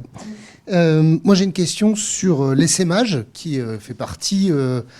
on va dire, de la suite du projet et qui va lui donner beaucoup plus de sens. Je connais un petit peu le sujet. Ma question, elle est un petit peu multiple. La première, c'est quid des territoires voisins, je parle des territoires français et luxembourgeois, parce que j'imagine que, bien entendu, ils regardent et la donnée les intéresse, parce que ces liens sont physiques et existants. La deuxième question à l'intérieur de ça, c'est est-ce qu'il est possible qu'il y ait une discontinuité territoriale entre les territoires qui exploitent la plateforme Éclore et qui partagent les données? Et la troisième question, c'est Monsieur Grosdidier, que faites-vous ici? Est-ce que c'est vraiment anodin? Mais c'était comme ça, hein, c'était juste pour savoir s'il y avait un projet d'essaimage sur Metz Métropole. Voilà, je pense que M. Grosdidier a répondu de manière concise et en tout cas claire. Voilà, voilà, en fait, il se trouve que nous avons déjà et que nous aurons sans doute encore à discuter. Donc, si M. Grosdidier est là et je le laissais entendre en début d'intervention, ça n'est peut-être pas tout à fait pour rien. Pour ce qui est des questions que vous avez posées, M. Schnur, concernant la mutualisation de l'essaimage, je vais commencer à donner un tout début de réponse et puis M. Vian reprendra immédiatement la suite. Notre objectif a toujours été, et il est dans notre cahier des charges, de mutualiser ou d'essaimer. Sinon, ça n'a pas de sens, d'autant plus que nous avons fait appel à de l'argent public, que ce soit la région, que ce soit le département de la Moselle, que ce soit la Caisse des dépôts, que ce soit... Voilà. Et ça fait partie de nos impératifs. On aurait très bien pu dire on essaimera, puis pas chercher à le faire. Hein. Je ne cesse de chercher à le faire. Je le revendique, et ça me paraît être une démarche à la fois nécessaire et intelligente. Nous avons des contacts avec Val-de-Fensch. Nous avons des contacts avec Cattenom. Bon, je rappelle que nous faisons partie d'une association qui s'appelle Nord-Moselle Plus. Et il se trouve qu'on m'a demandé de bien vouloir prendre en charge la question du développement du numérique sur le territoire de Nord-Moselle Plus. Et nous avons invité les DGS des 6 intercos à nous rencontrer pour voir ce qui existait sur leur territoire. Parce que parfois, il y a des choses qui existent et on n'a pas d'inventaire de ce qui se passe dans ce nord mosellan, là, et Meurthe-et-Mosellan pour qui les Villerues. Donc un inventaire. Et puis ensuite, voilà, dire, nous, on a ce type de solution, qu'est-ce qu'on peut faire ensemble? Ça a été assez long, je dirais, dans ce que j'ai pu dire ou faire. Hein. Je veux dire, il y a 2 ou 3 ans que j'en parle. Je constate avec satisfaction que ça avance. Mais vous savez que dans le politique, il y a le temps du politique. Il est ce qu'il est. J'apprends tous les jours ce qu'est le temps du politique. Il faut savoir faire avec. Je pense que le Covid, ou la Covid, et cette catastrophe que ça représente, pour ce type de problématique, permet de... C'est-à-dire qu'on s'est rendu compte de l'obligation de pouvoir répondre très rapidement à un certain nombre d'impératifs, le numérique pouvant être l'une des possibilités d'eux. Et que ce soit à travers le télétravail, que ce soit à travers le e-commerce, qui alors pour moi c'est d'une évidence absolue, n'est en aucun cas l'ennemi du commerce. Encore faut-il le faire comprendre et le faire croire, mais... Voilà, après tout, le e-commerce existe, c'est une réalité, elle peut rendre service à nos commerçants, il faut qu'ils s'en emparent. Donc voilà, elle est là, monsieur le maire de Metz et de l'Agglo est là, et il me semble avoir entendu parfois l'un ou l'autre représentant de l'Agglo, chargé du numérique, dire que nous avions 5 ans d'avance sur Metz et l'agglomération. Je le revendique. Et c'est pas moi qui l'ai dit, donc c'est d'autant plus facile. Pour ce qui est de la continuité territoriale, Julien, je pense que vous pouvez compléter ma question, parce qu'évidemment, il y a une réponse. Oui, alors plusieurs points. Premier point, c'est vrai que les échanges avec les collectivités voisines sont accélérés, on va dire, ces 6 derniers mois. Pour une simple et bonne raison, c'est qu'on commence à avoir des choses à montrer, on va en avoir de plus en plus, et on arrive dans le concret. C'est-à-dire qu'on avait annoncé des choses il y a 2 ans. Aujourd'hui, les choses qu'on avait annoncées, on les fait. Ça, c'est la première chose. La deuxième chose, il n'y a pas de nécessité de territoire, je dirais, de continuité territoriale. Puisqu'aujourd'hui, je discute régulièrement avec des agglomérations sur Paris. Il y a 2-3 agglomérations parisiennes qui sont intéressées, des agglomérations dans l'ouest de la France et dans le sud de la France. D'ailleurs, on peut le dire là, je vais représenter la communauté de communes dans le groupe de travail national qui est monté par la Caisse des dépôts avec le 9 territoires pilotes sur la gestion de la donnée. Il y aura une conférence, il y a un débat conférence la semaine prochaine. Donc en fait, le modèle de la communauté de communes commence à faire son petit chemin. Et aujourd'hui, ce qu'on peut dire, c'est qu'on a, nous, nos modèles techniques, on a les éléments juridiques pour travailler sur une structuration, puisqu'on travaille quand même avec des gens qui sont investis nationalement, voire même internationalement sur ces questions, qui sont en train de monter le projet Occitanie, qui va être la future référence nationale sur la question de la data. On a des éléments aussi sur la gouvernance publique de la donnée, parce que l'essaimage n'ira pas sur la gouvernance publique de la donnée, puisque tout l'intérêt est là, c'est quelles orientations les politiques veulent donner à la gestion de la donnée sur une échelle plus grande. L'enjeu, il est là. Donc les deux iront de pair. Nous, en tout cas, on est prêts, on a les intervenants pour, on a tout ce qu'il faut. Donc voilà, donc c'est plutôt positif. En tout cas, on va dire que ça s'accélère. Alors le Luxembourg, nous les avons rencontrés à plusieurs reprises, en passant par l'ambassadeur. Voilà. Ils nous ont écoutés. Bien. Et puis l'une des réponses du Luxembourg, c'est souvent nous, on a déjà. Bien. Là où je dis et où je revendique une possibilité absolument évidente d'aller un peu plus loin que ça, ce sont dans les problématiques de mobilité. On ne peut pas envisager de ne pas rentrer la gestion des flux des deux côtés de la frontière. Voilà, je veux dire, on est déjà quelque part dépassé. Dans 6 mois, on sera encore plus dépassé. Et dans 10 ans, nous, ici, on sera mort, étouffé, et on ne bougera plus. Donc, je pense que c'est la première entrée. J'en ai discuté avec Jean Rotner et nous aurons demain ou après-demain matin, qu'est-ce qu'on est ? On est jeudi. Donc demain matin, une conférence en visio avec la région, les préfets, etc. sur les problématiques de mobilité. Et dans les discussions qu'on a pu avoir avec Jean Rotner, il m'a dit « Mais votre plateforme, finalement, elle peut faire quelque chose ?» Eh bien oui, notre plateforme, depuis le départ, je revendique qu'elle doit pouvoir porter des problématiques de mobilité. Et ces problématiques de mobilité, à mon sens, elles commencent à Metz.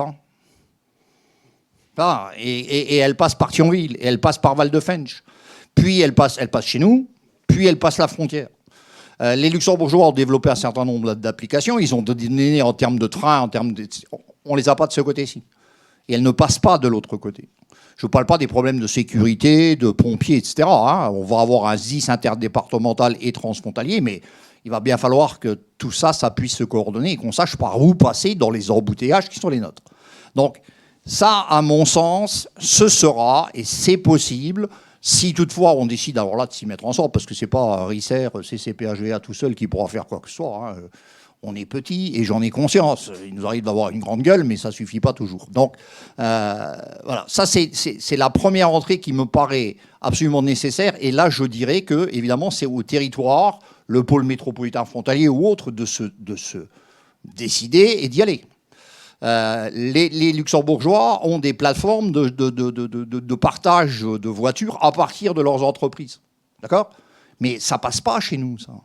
Et inversement, actuellement, on a Metsange, dont on se demande combien vont donner sur ce P+R payé en partie par le Luxembourg, s'ils vont donner 10 balles ou 40 balles pour avoir le droit de délester. Voilà. Mais on ne se demande pas d'où viennent ces voitures, où elles iront et comment elles iront. Ça n'a pas vraiment de sens. On met un P+R en route sans pouvoir en recueillir les informations nécessaires, du moins à ma connaissance. D'accord ? Peut-être qu'il y a quelque chose dans les tuyaux, mais je ne suis pas au courant. La deuxième chose qui me semble possible avec les Luxembourgeois, en dehors des excellentes relations qu'on a avec H 2022, d'accord, qui est une porte d'entrée favorable à un certain nombre de discussions, et là j'insiste, c'est toute la donnée environnementale. Les Luxembourgeois, ils sont particulièrement sensibles. Nous partageons des ENS. On a dit là qu'on pouvait recueillir des informations sur les passages de gibier dans certains endroits, mais il faut savoir qu'un éclairage public, quand on l'éteint, on crée un corridor nocturne. Hein. Donc c'est bien des questions qu'il faudra qu'on se pose. On partage une rivière qui s'appelle l'Alzette. Avoir des données de ce côté-ci, en avoir de l'autre côté par rapport à la flotte qui est tombée hier soir et combien ça a fait remonter de particules dans l'Alzette, c'est peut-être pas inutile. Donc, c'est un long chemin. Je ne désespère pas qu'on y arrive. Et en tout cas, il y a une chose qui est sûre, c'est qu'en termes de mobilité, il faut qu'on se décide maintenant avant de ne plus pouvoir circuler. Ça, voilà. Est-ce que j'ai répondu à votre question, monsieur Schnur? D'autres questions? Madame Bouvarel, du Républicain Lorrain.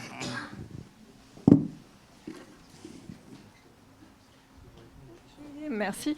Excusez-moi de revenir à des questions très basiques, mais quel est le coût pour la Comcom du marché de performance énergétique? Et si vous pouvez aussi peut-être me donner quelques éléments de calendrier sur le développement de la plateforme et le chantier de performance énergétique. Alors là, moi j'ai quelques idées assez précises du marché de performance énergétique. En gros, en termes de budget d'investissement, on est dans l'ordre de 4,5 millions, monsieur Vion, pour la tranche ferme. Et puis nous avons des tranches conditionnelles et optionnelles, pardon. Optionnelles. Allez, donc je vais donner la main au DGS parce que sinon je vais me faire nettoyer à chaque fois. Donc, qui nous amène à une dizaine de millions d'euros, mais je donne la parole. Votre deuxième question, c'était... Et le calendrier, alors là, c'est M. Huot qui va vous le donner également. Alors, les particularités du marché de performance énergétique, c'est que c'est un marché qui fait de l'investissement et qui fait de l'entretien aussi. Donc, grosso modo, on a 4 millions 4 de mémoire en tranche ferme, 1,8 million en tranche optionnelle, si je ne dis pas de bêtises, et le reste, il reste à peu près 3 millions qui nous portent à 9 millions pour 12 ans pour l'entretien. Le calendrier, il est simple, le marché va démarrer, on a une phase de préétude qui va durer 2 à 3 mois, et à partir de cette phase de fin de préétude, on démarre les travaux pendant 10 mois. C'est-à-dire qu'on va se dire qu'on se donne rendez-vous à la même époque l'année prochaine, et on devrait avoir fait 95% des travaux sur le territoire. L'idée, c'est de faire effet levier très vite. Juste quelques éléments financiers. Aujourd'hui, le coût de consommation de l'éclairage public, c'est 10% des dépenses de fonctionnement de la collectivité. Aujourd'hui, l'intérêt de ce marché et la force de ce marché, c'est premièrement de baisser les coûts d'entretien, puisqu'on va passer sur du matériel neuf avec du LED. Ça, c'est la première chose. La deuxième chose, c'est les économies d'énergie que l'on va faire vont permettre de payer l'investissement. Voilà, et c'est ça tout l'intérêt. Et après, selon le niveau de subvention, on ira plus ou moins loin dans les tranches optionnelles. Mais aujourd'hui, le marché, en fait, grosso modo, c'est investissement. Il y a une certaine somme pour la communauté de communes, mais qui sont compensées par les économies d'énergie. On va dire, on sera pas loin des 300 000 euros par an d'économies d'énergie. 300 000 euros d'économie pour la communauté de communes. Je rappelle que notre budget dans les bonnes années tourne aux alentours de 8 millions, 7 millions et demi, monsieur Vian. Plutôt 7 millions et demi que 8 millions. 300 000 euros d'économie dès la première année, ou presque. Enfin, donc, on peut parler du prix que ça coûte, mais on peut parler aussi des économies qu'on va faire. Voilà. Et je ne parle pas des certificats d'énergie. En gros, on a calculé que le retour sur investissement hors subvention, d'accord, on est à 6-7 ans. Avec subvention, 7 ans. Bien. Il n'y a pas beaucoup d'opérations qui peuvent garantir ce type de choses. Hein. Sachant qu'il y a des choses qu'on ne calcule jamais, c'est dans ces marchés, c'est le CO2, c'est la qualité de l'air, c'est la qualité de... Voilà. Ça ne fera pas fermer Cattenom dans les mois ni les années qui viennent. Encore que si on demande l'avis des Luxembourgeois, je ne suis pas sûr. Donc voilà, il y a là-dedans, et le confort ou la sécurité ou le délai d'intervention dans ce type de marché, ce sont des choses qu'on ne compte pas. Or, pourtant, ça a une réelle valeur. Denis. J'ai encore une question, je pense que ça va, on m'entendra assez bien. J'ai une voix qui porte un peu, donc je pense que ça sera possible. justement, c'est une question que je voulais poser par rapport aux subventions. C'est des subventions de l'État à travers des DETR, monsieur le sous-préfet, monsieur le préfet, ou alors ce sont des subventions du type ADEME. C'est la DECIL, dotation de soutien à l'investissement local. C'est un peu comme de la DETR pour 891 000 €. Ça fait à peu près 20% de votre marché. On rajoute à ça les certificats d'économie d'énergie pour une somme quand même plutôt importante. Nous avons saisi là, le département de la Moselle également. Nous travaillons aujourd'hui avec la région sur des fonds FEDER, on va essayer de travailler aussi avec d'autres fonds, et on va travailler aussi avec les entreprises et la région dans le cadre de territoire d'industrie pour voir comment les entreprises, elles, pourraient être aidées. Et après, on discutera entre nous pour trouver une solution. Et donc, si on se débrouille bien, on pourrait aujourd'hui, le président dit 7-8 ans de retour sur investissement, mais on pourrait encore descendre ce chiffre, quoi. Si je peux me permettre, j'ai encore une question. Mais bien sûr, nous sommes là pour ça. Dans le même esprit, ça veut dire que les collectivités qui ont déjà énormément d'éclairage public en LED, l'investissement sera encore moindre. Ah, je pense que si vous le lancez dans ce type de marché et après diagnostic, vous aurez moins d'investissement de départ à faire, tout en pouvant récupérer un certain nombre de technologies de gestion de la donnée et autres, évidemment. Voilà. Ouais. On a énormément investi dans les affichements de réseau avec des éclairages LED. Mais, ben voilà, donc il ne vous reste plus qu'à mettre en œuvre une partie. Hein. Voilà, mais vous aurez peu de subventions, évidemment. Monsieur Grosdidier demande la parole.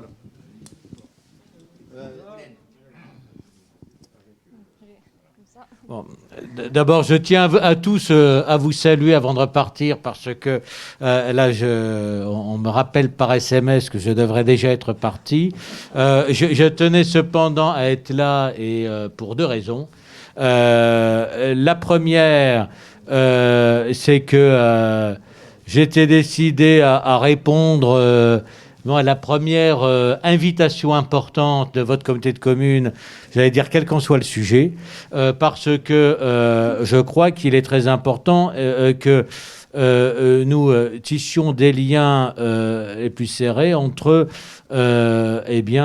tous les EPCI, c'est-à-dire de Moselle-Ouest, même si on a des sujets communs avec la Moselle-Est, mais on en a énormément en Moselle-Ouest, que ce soit, et on les a brossés là d'ailleurs, à l'occasion de ce projet, que ce soit les sujets de transport, de relations avec le Luxembourg, de liens de développement économique, de développement des nouvelles technologies, de transition énergétique. On a une masse assez incroyable, c'est-à-dire la plupart des sujets en fait nous sont communs, même si à l'échelle de Metz on partage des projets avec le sillon lorrain jusqu'à Metz et Épinal, avec le quadropole qui sont les villes de Metz, Luxembourg, Trèves et Sarrebruck. Le plus grand nombre de sujets du quotidien, c'est sur ce quadrilatère, je dirais, pas seulement Metz-Thionville, mais qui déborde largement Meurthe-et-Moselle avec Briey et Longwy. Le deuxième raison est venue avec Béatrice Agamemnon parce que effectivement le sujet est pour nous très très très prégnant. Vous l'avez traité avant nous. Et je ne sais pas si c'est 4 ou 6 ans d'avance que vous avez sur nous, mais c'est une avance évidente. Et on suit cela avec le plus grand intérêt, parce que vous avez su répondre à plusieurs questions à la fois, que ce soit la maîtrise publique, la gestion croisée de différentes problématiques, en vous retrouvant d'ailleurs avec le Luxembourg dans une situation de densité de circulation que nous connaissons forcément dans une métropole et dont on est très loin de gérer satisfaisant. Alors on a cette densité de circulation sur la métropole comme on a dans toutes les autres métropoles, mais il y a aussi la formation d'une forme de métropole, elle n'est pas juridique, mais entre non seulement de Metz à Luxembourg, mais aussi de toute la bande frontalière vers le Luxembourg. Mais le sujet qu'on a, on a des flux qui n'ont rien à envier à ceux des métropoles parisiennes ou lyonnaises. Bon, donc vous avez fait la démonstration que ces nouvelles technologies permettaient à la fois de régler, d'appréhender en fait beaucoup de problèmes urbains simultanément. Qu'une petite collectivité soit en avance sur les grandes, moi ça ne me surprend pas. Hein. J'étais maire d'une petite commune avant d'être maire d'une grosse, et j'ai toujours été persuadé que l'exemple ne venait pas d'en haut ni des plus gros, et qu'on était capable dans bien des domaines, en étant beaucoup plus proche du terrain, avec beaucoup de bon sens, mais en ayant une ouverture sur les nouvelles technologies et sur l'universel, et bien d'imaginer des solutions avec beaucoup d'agilité qui pouvaient ensuite faire tache d'huile, servir d'exemple. Donc c'est un exemple que je viens voir, et si nous pouvons effectivement mutualiser et étendre le positif à un bassin qui est le même, parce qu'en fait, qu'on appelle ça aire urbaine ou métropole ou quel que soit le jargon administratif, on est sur un bassin de vie, d'emploi et d'habitat et de circulation qui est commun sur presque la moitié de la Moselle et tout le haut de la Meurthe-et-Moselle et avec le Luxembourg. Le marché de l'emploi, c'est le même.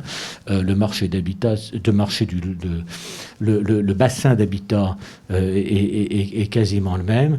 Et merci de nous offrir des idées, des moyens et même des outils directement opérationnels pour essayer, je veux dire, d'appréhender et de régler un certain nombre de problèmes. Voilà ce que je voulais vous dire. Donc, M. Schnur aura sa réponse. C'est ce que j'allais dire. Ici, Monsieur Schnur. Voilà, et je suis obligé de vous quitter parce que et vous êtes tout excusé de vous quitter. En tout cas, je vous remercie de ce que vous venez de dire là et ce qui pourra alimenter les derniers scoops. Sachant que nous sommes amenés à nous rencontrer très prochainement et que nous aurons l'occasion de redébattre de tout cela très, très, très bientôt. On vous remercie, monsieur le maire. Madame, à très bientôt aussi. D'autres questions? Eh bien, écoutez, nous aurons été bons à tous les niveaux aujourd'hui, puisque nous avons même respecté les timings. Monsieur Vior, à combien? À peu près. Donc, je vais libérer tout le monde. Je vais, une fois de plus, remercier tous les gens qui ont bien voulu se déplacer, parce que c'est important. Et je citerai encore une autre start-up là, avec laquelle on bosse qui s'appelle Fair and Smart. Pourquoi? Parce que c'est quelqu'un qui possède l'intelligence nécessaire au recueil du consentement. Et on ne pourra pas faire un certain nombre de choses sans avoir travaillé là-dessus. Donc Fair and Smart est chez nous et nous bossons avec eux. Voilà, il faut le savoir aussi. Bonne soirée et merci à tous. Merci.